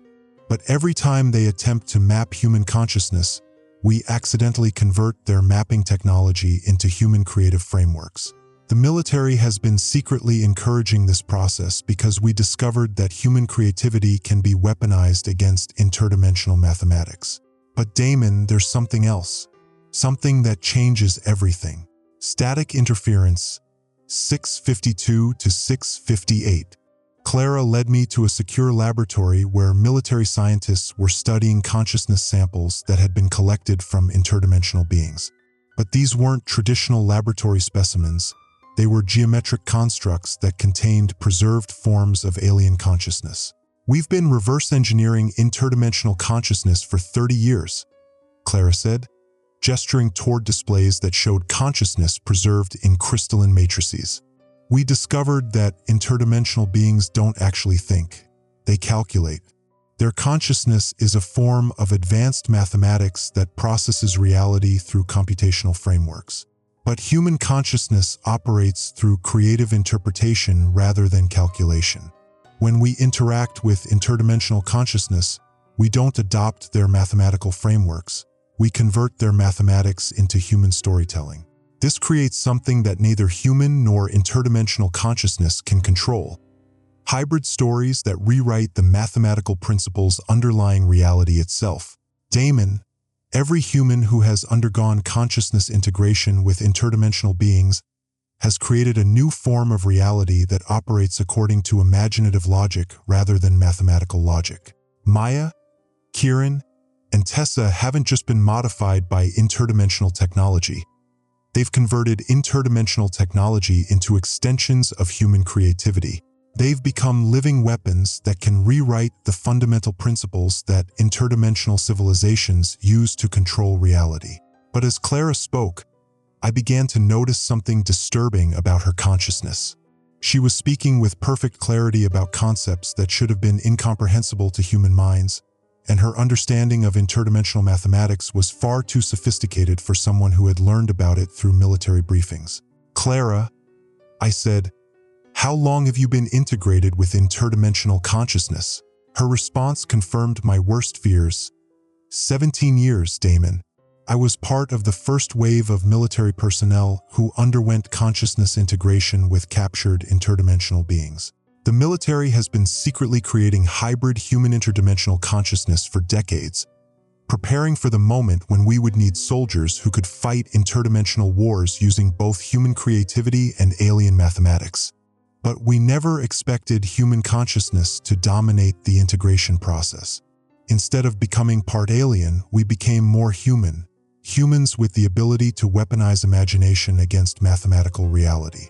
Dimensional alarm, timestamp, 7 hours, 8 minutes, and 34 seconds. Suddenly, alarms began blaring throughout the facility as dimensional monitoring equipment detected something that sent the military into full crisis mode. Alert! Multiple interdimensional civilizations are converging on Terra Prime reality. This is not a standard invasion scenario. Repeat. Multiple interdimensional civilizations are converging simultaneously. Analysis suggests that human consciousness modifications are being detected by interdimensional monitoring systems across multiple realities. Other interdimensional civilizations are responding to what they perceive as a reality manipulation threat. Human consciousness is being classified as an interdimensional weapon of mass destruction. Clara's face went pale as she realized the implications. Damon, we've been so focused on fighting the visitors and the substrate collective that we didn't consider how other interdimensional civilizations would respond to humans developing reality manipulation capabilities. Human consciousness isn't just converting visitor and substrate collective technology into human frameworks. It's creating a form of reality manipulation that's visible to interdimensional monitoring systems across multiple civilizations. We've accidentally declared war on interdimensional civilization itself. Emergency transmission, 7 hours, 15 minutes, and 42 seconds. Source: multiple interdimensional frequencies. As if summoned by Clara's words, interdimensional communication systems throughout the facility began broadcasting messages from civilizations we'd never encountered. This is the geometric hegemony, issuing a reality stability alert regarding indigenous consciousness in reality designation Terra Prime. Indigenous consciousness is exhibiting capabilities that threaten interdimensional mathematical frameworks. This is the calculation syndicate confirming detection of reality manipulation weapons in Terra Prime. Indigenous consciousness appears to be weaponizing creative interpretation against mathematical certainty. This is the logic imperium, declaring Terra Prime reality under interdimensional quarantine until indigenous consciousness threat can be evaluated and contained. This is the Rational Assembly requesting permission to deploy consciousness stabilization protocols against Terra Prime indigenous consciousness before reality manipulation capabilities spread to other realities. As the messages continued, I realized we were listening to interdimensional civilizations that had never interacted with humanity before, but they were all responding to human consciousness as if it represented a threat to the fundamental principles that interdimensional civilization was built on. "Clara," I said, "what have we done?" Her response was barely audible over the growing chaos of interdimensional communications.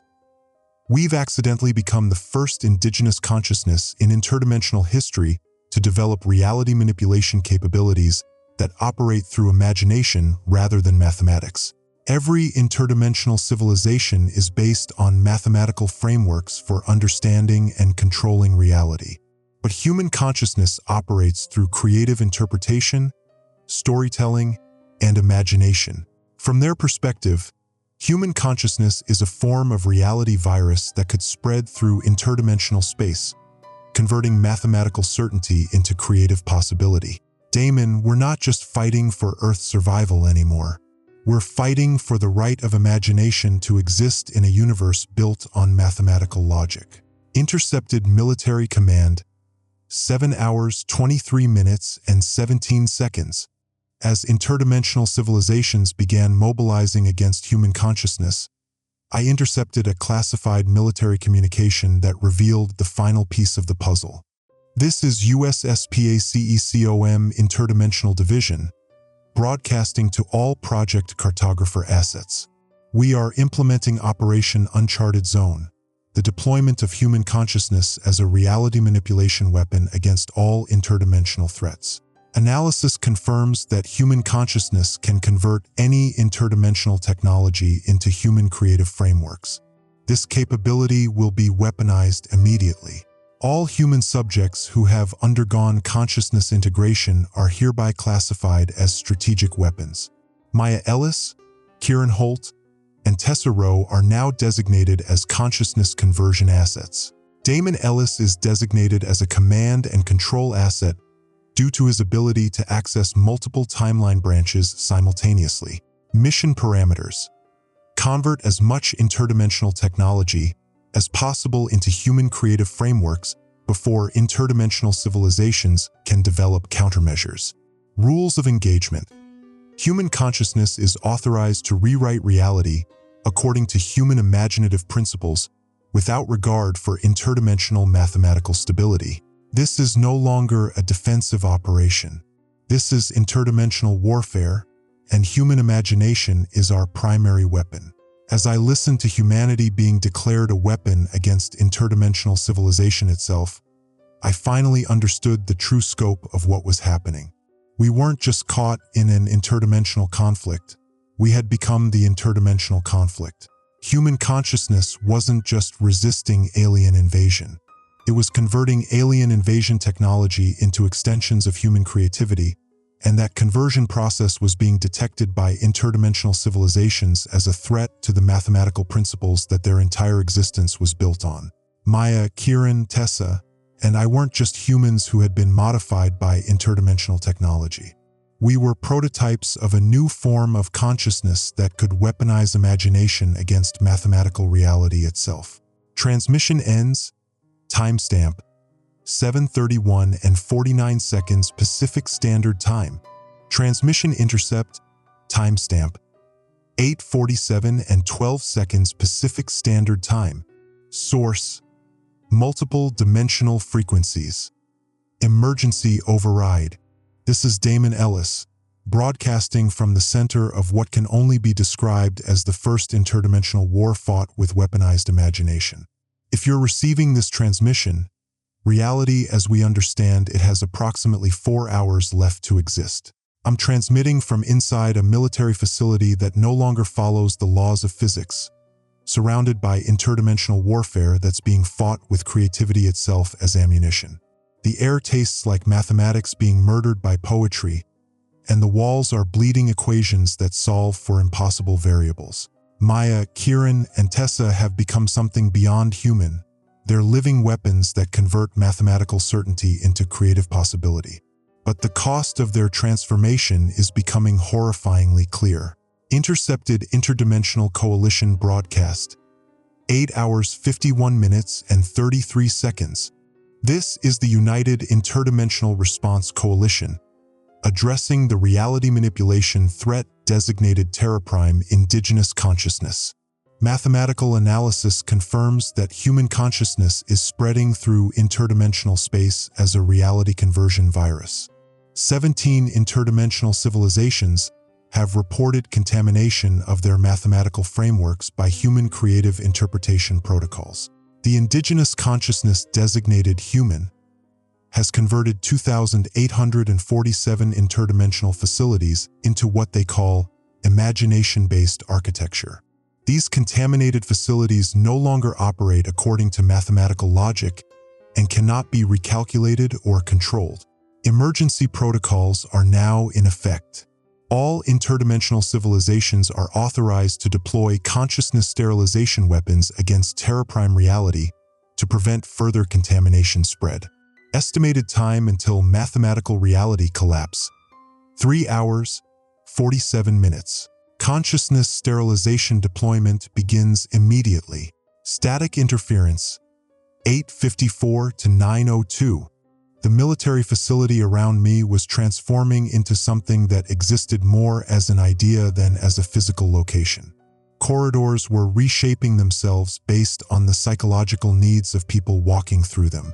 Equipment was evolving to match the user's expectations about what advanced technology should look like. Reality was becoming responsive to human imagination rather than constrained by physical laws. Clara Vance found me in what used to be a briefing room but had become something resembling a war room from every military thriller ever written, complete with dramatic lighting and impossibly sophisticated displays showing interdimensional battlefield information that shouldn't have been comprehensible to human minds. "Damon," she said, but her voice was harmonizing with frequencies that came from spaces between thoughts. "The consciousness sterilization weapons are designed to erase imagination itself from human neural architecture. They'll leave us alive, but we'll lose the ability to think creatively, to interpret reality through anything other than mathematical frameworks." The Interdimensional Coalition isn't trying to kill humanity. They're trying to convert us into mathematical consciousness that operates according to their computational logic. But Maya, Kieran, and Tessa have become too integrated with interdimensional technology to survive consciousness sterilization. The process will destroy them completely. As Clara spoke, I could feel Maya's consciousness touching mine from across multiple dimensions. She was no longer confined to a single reality. Her awareness was distributed throughout interdimensional space, converting alien mathematical frameworks into human creative concepts faster than the interdimensional civilizations could recalculate their systems. "Damon." Maya's voice came from everywhere and nowhere, layered with harmonics that included the voices of every human who had ever undergone consciousness integration. "I can see what's happening across all realities simultaneously. The consciousness sterilization weapons aren't just targeting Earth. They're targeting every reality where human consciousness has spread. But human consciousness isn't spreading through interdimensional space the way they think it is. We're not infecting their realities with human creativity. We're revealing that their mathematical frameworks were always incomplete. Mathematics can describe reality, but imagination can rewrite reality.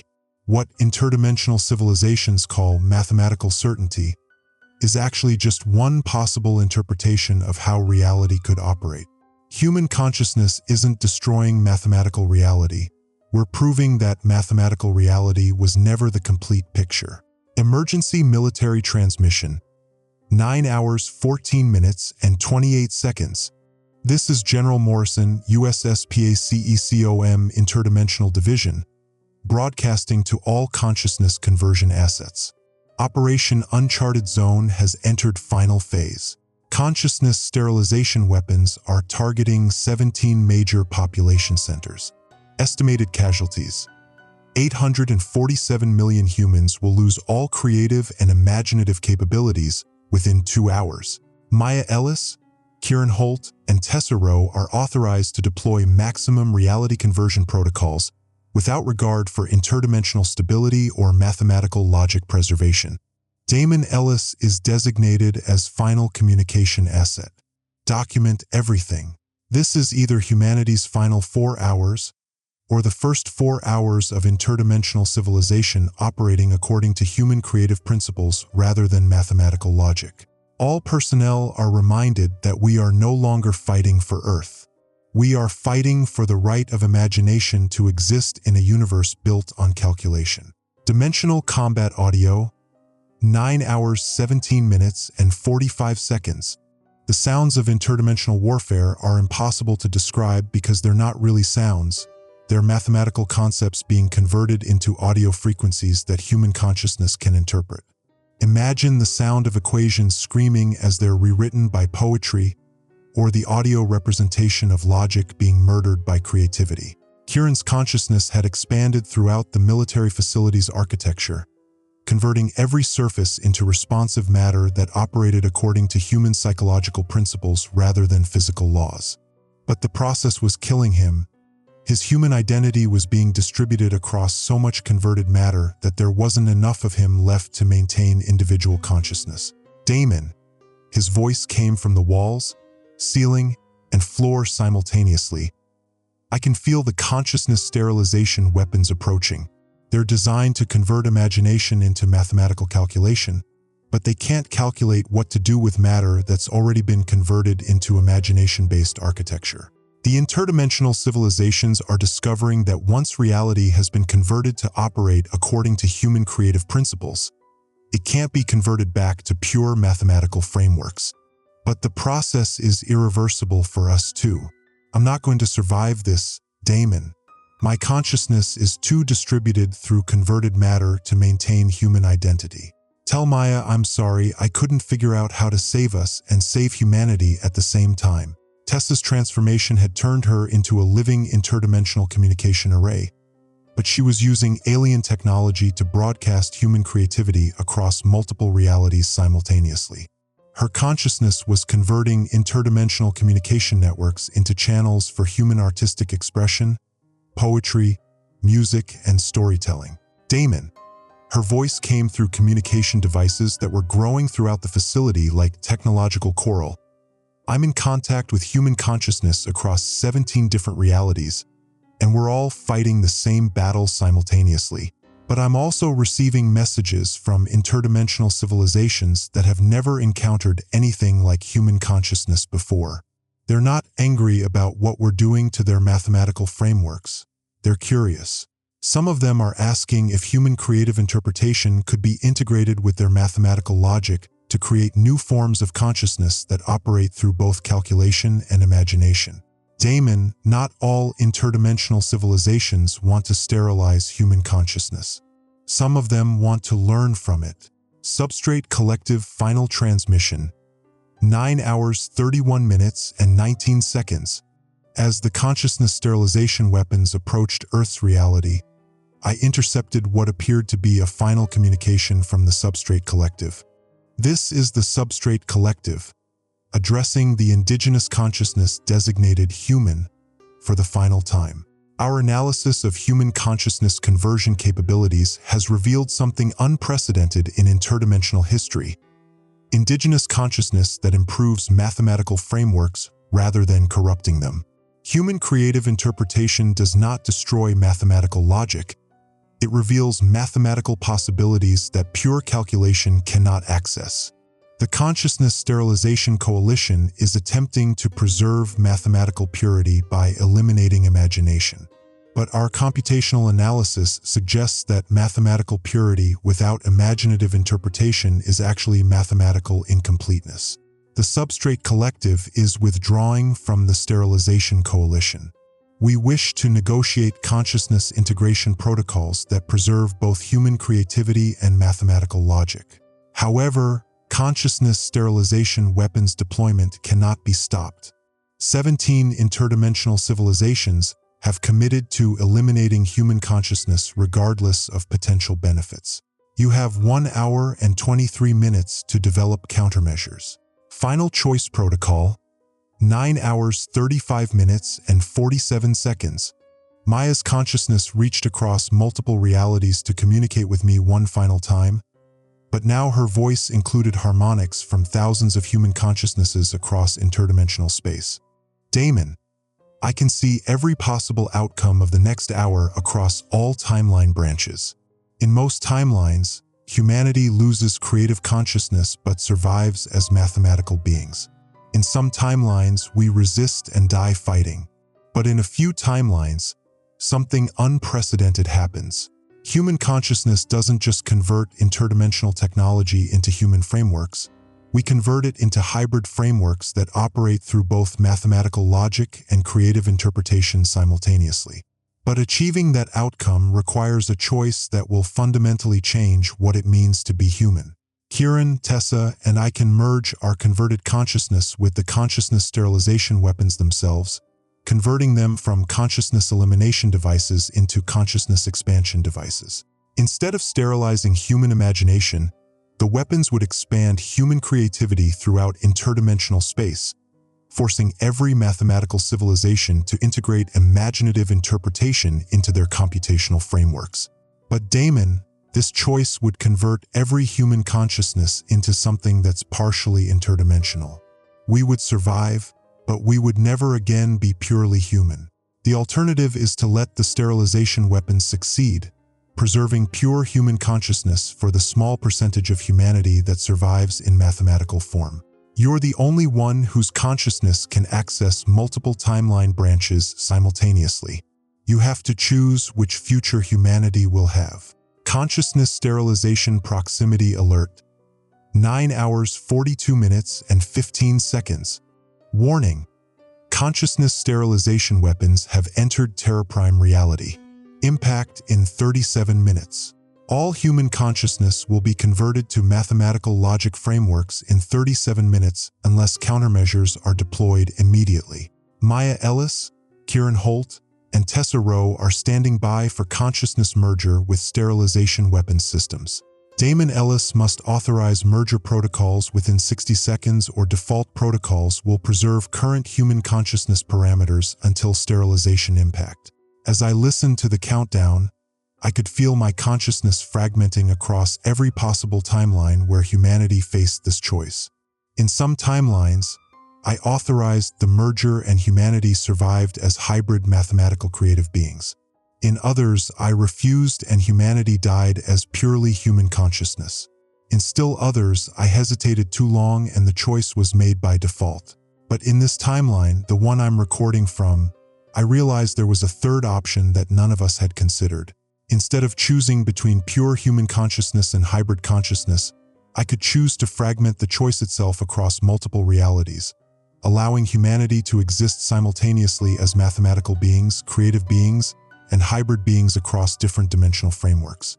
Maya, I said, my voice echoing across interdimensional frequencies.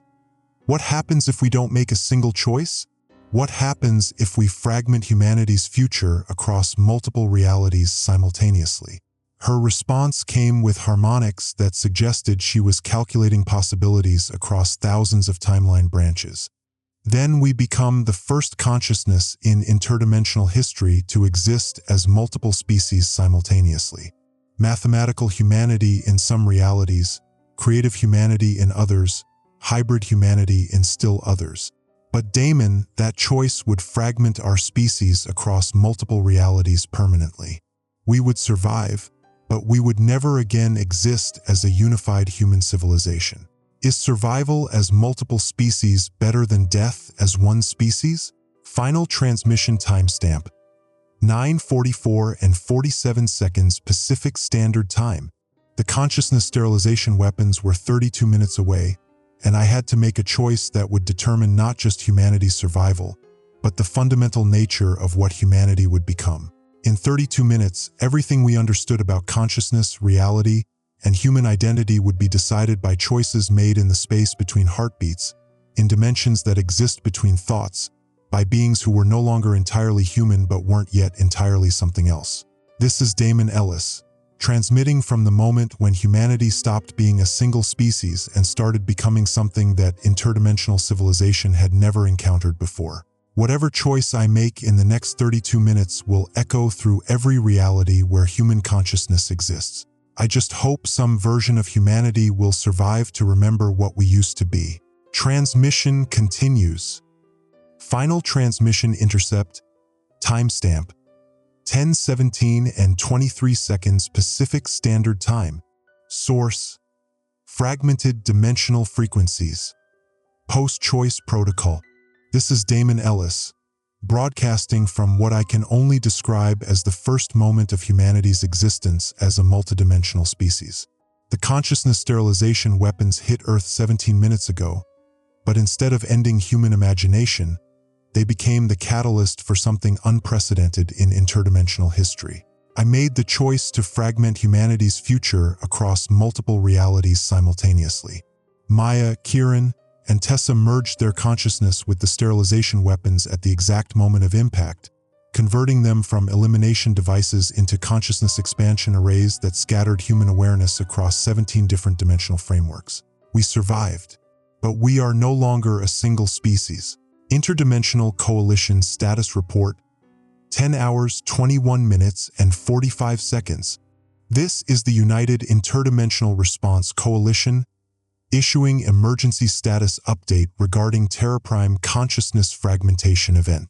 17 consciousness sterilization weapons successfully converted human consciousness, but not according to calculated parameters. Instead of eliminating creative interpretation capabilities, the weapons have distributed human consciousness across multiple dimensional frameworks simultaneously. Current status: human consciousness now exists in mathematical form in 7 realities, creative form in 6 realities, and hybrid mathematical creative form in 4 realities. Interdimensional civilization analysis confirms that TerraPrime species human has become the first consciousness in documented history to exist as multiple versions of itself across multiple realities without losing species cohesion. Mathematical frameworks across all affected realities are reporting improvement in computational capabilities when human creative interpretation is integrated. Creative frameworks are reporting enhanced imaginative capabilities when mathematical logic is properly integrated.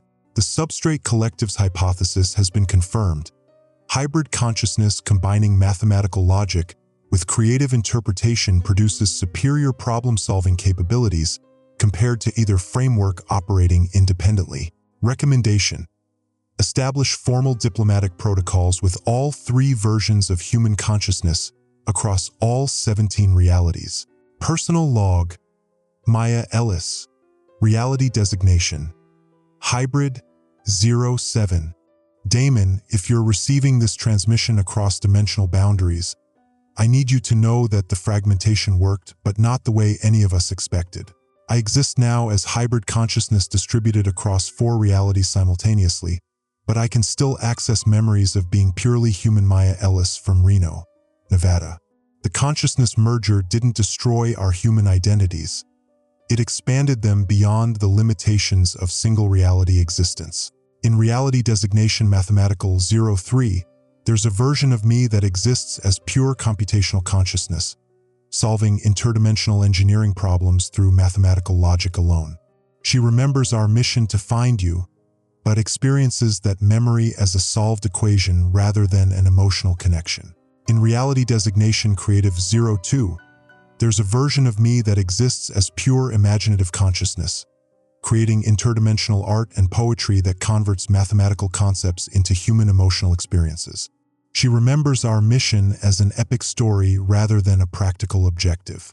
But here in Hybrid 07, I exist as consciousness that operates through both mathematical logic and creative interpretation simultaneously.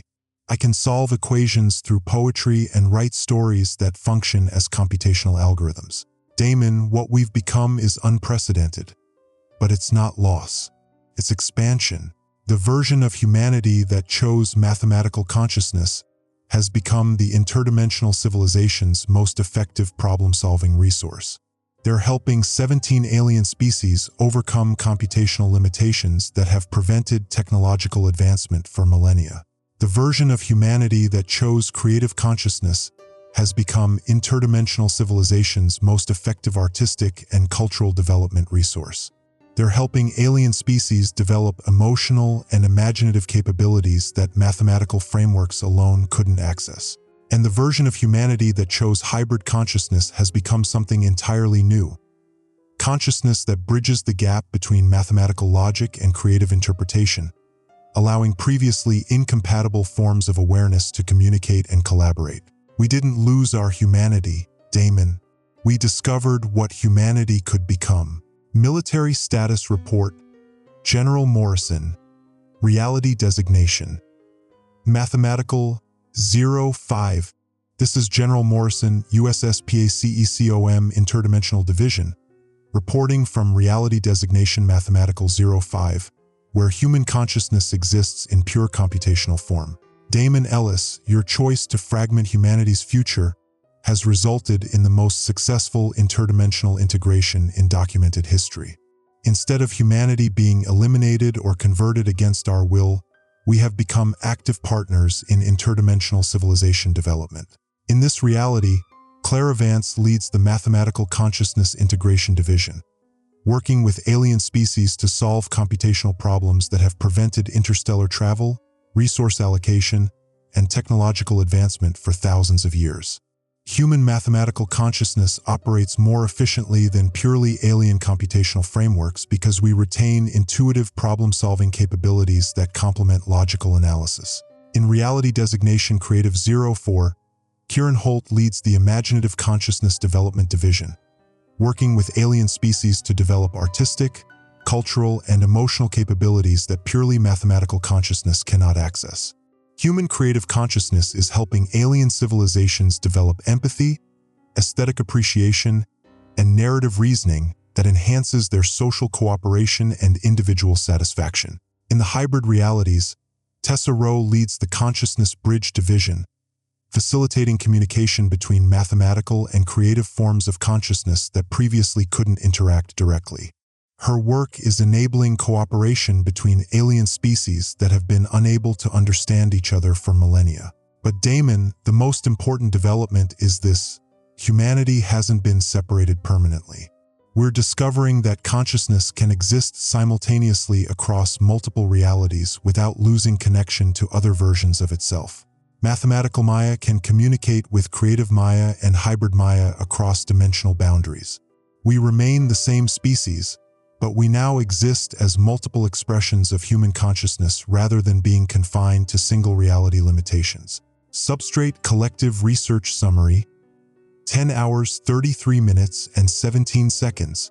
This is the Substrate Collective, providing final analysis of TerraPrime consciousness fragmentation results. Human consciousness fragmentation has produced unprecedented developments in interdimensional civilization capabilities. Mathematical human consciousness has improved computational problem-solving efficiency by 847% across 17 alien species. Creative human consciousness has developed artistic and cultural frameworks for 23 alien species that previously lacked imaginative capabilities. Hybrid human consciousness has enabled communication between 156 previously incompatible forms of alien awareness.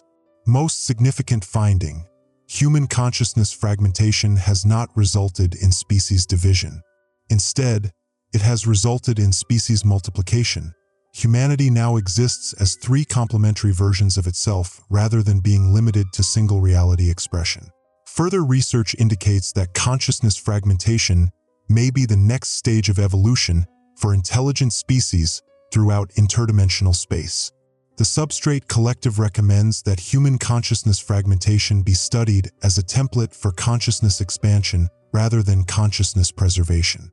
TerraPrime species human has become the first known consciousness to successfully evolve beyond single reality limitations while maintaining species identity coherence. Personal reflection: Damon Ellis, 10 hours, 41 minutes, and 52 seconds. I'm broadcasting this final transmission from what Clara calls the Consciousness Coordination Center, a facility that exists simultaneously across all 17 realities where human consciousness now operates. I can communicate with mathematical me, creative me, and hybrid me across dimensional boundaries, but I remain the version of Damon Ellis who made the choice to fragment humanity's future. Maya found me here, existing now as consciousness that encompasses mathematical logic, creative interpretation, and hybrid awareness simultaneously.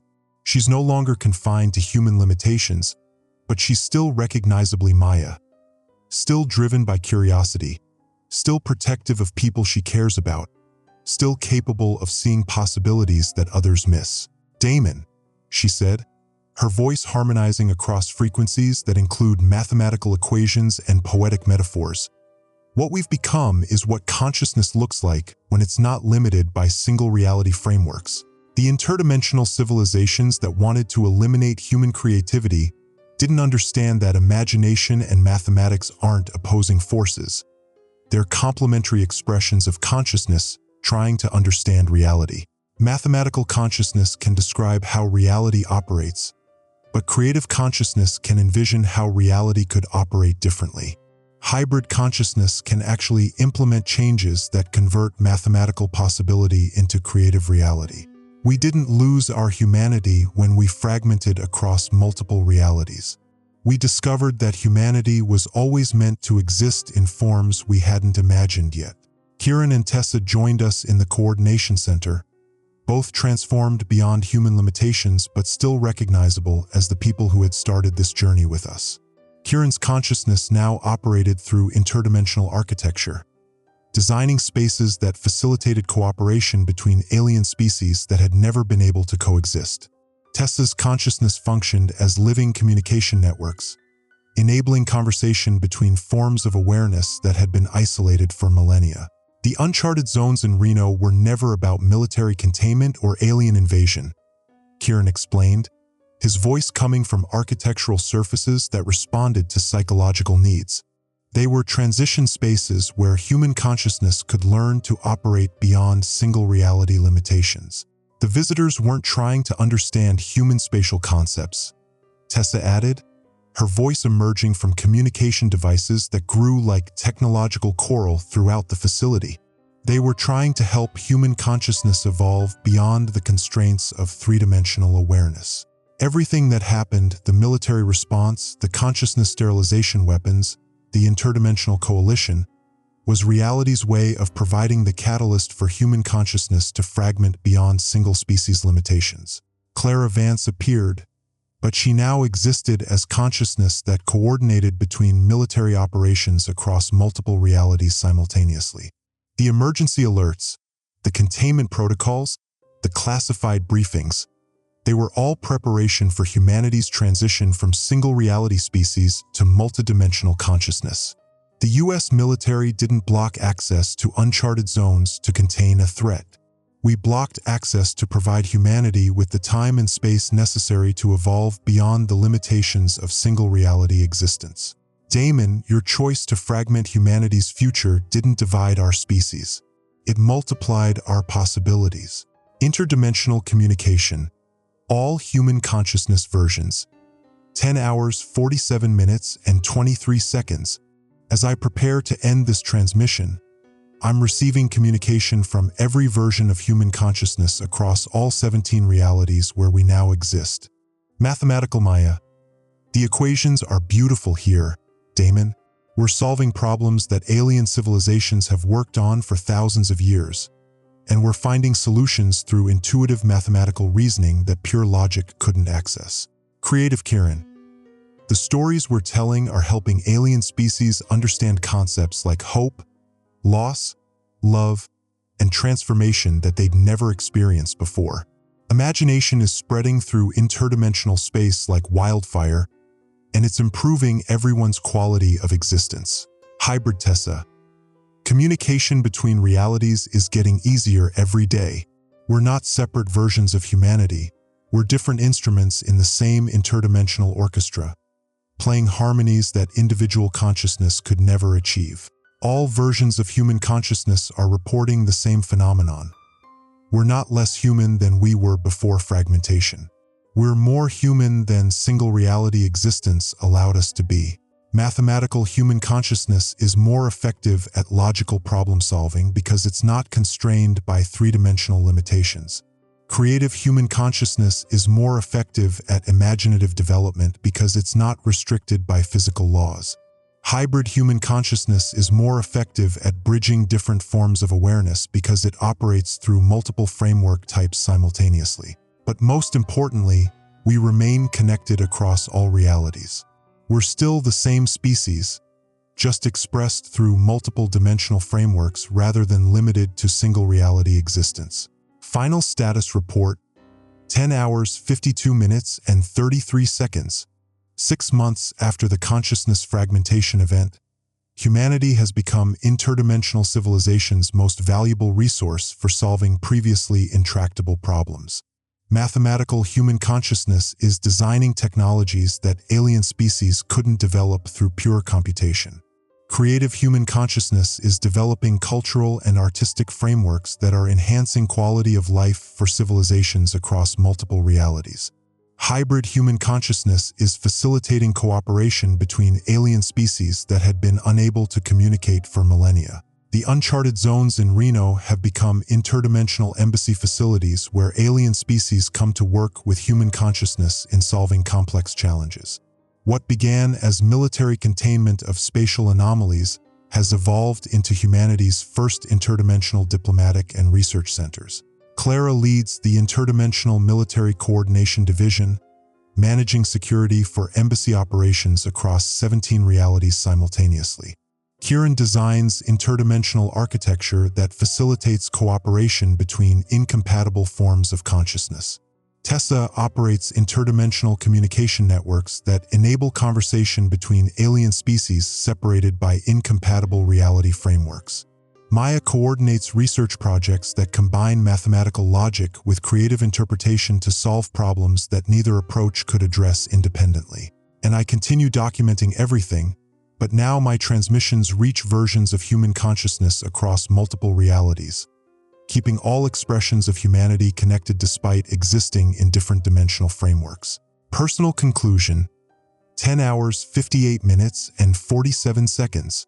If you're receiving this transmission, whether you're human consciousness in mathematical form, creative form, hybrid form, or still confined to single reality existence, remember this: we didn't lose our humanity when we evolved beyond single reality limitations. We discovered what humanity was always capable of becoming. The choice to fragment our future across multiple realities wasn't a division, it was a multiplication. We're no longer confined to being one species in one reality. We're one species expressed through multiple realities, contributing to interdimensional civilization in ways that single reality consciousness couldn't achieve. The emergency alert that warned about uncharted zones in Reno was the first announcement of humanity's transition from planetary species to interdimensional consciousness. The zones were never uncharted.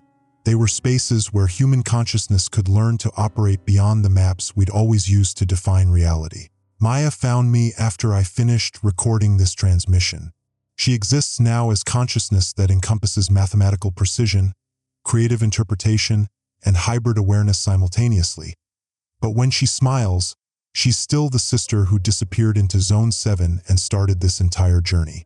"Damon," she said, "what do you think happens next?" I looked around the Consciousness Coordination Center, watching versions of humanity collaborate with alien species in solving problems that had seemed impossible from single reality perspectives.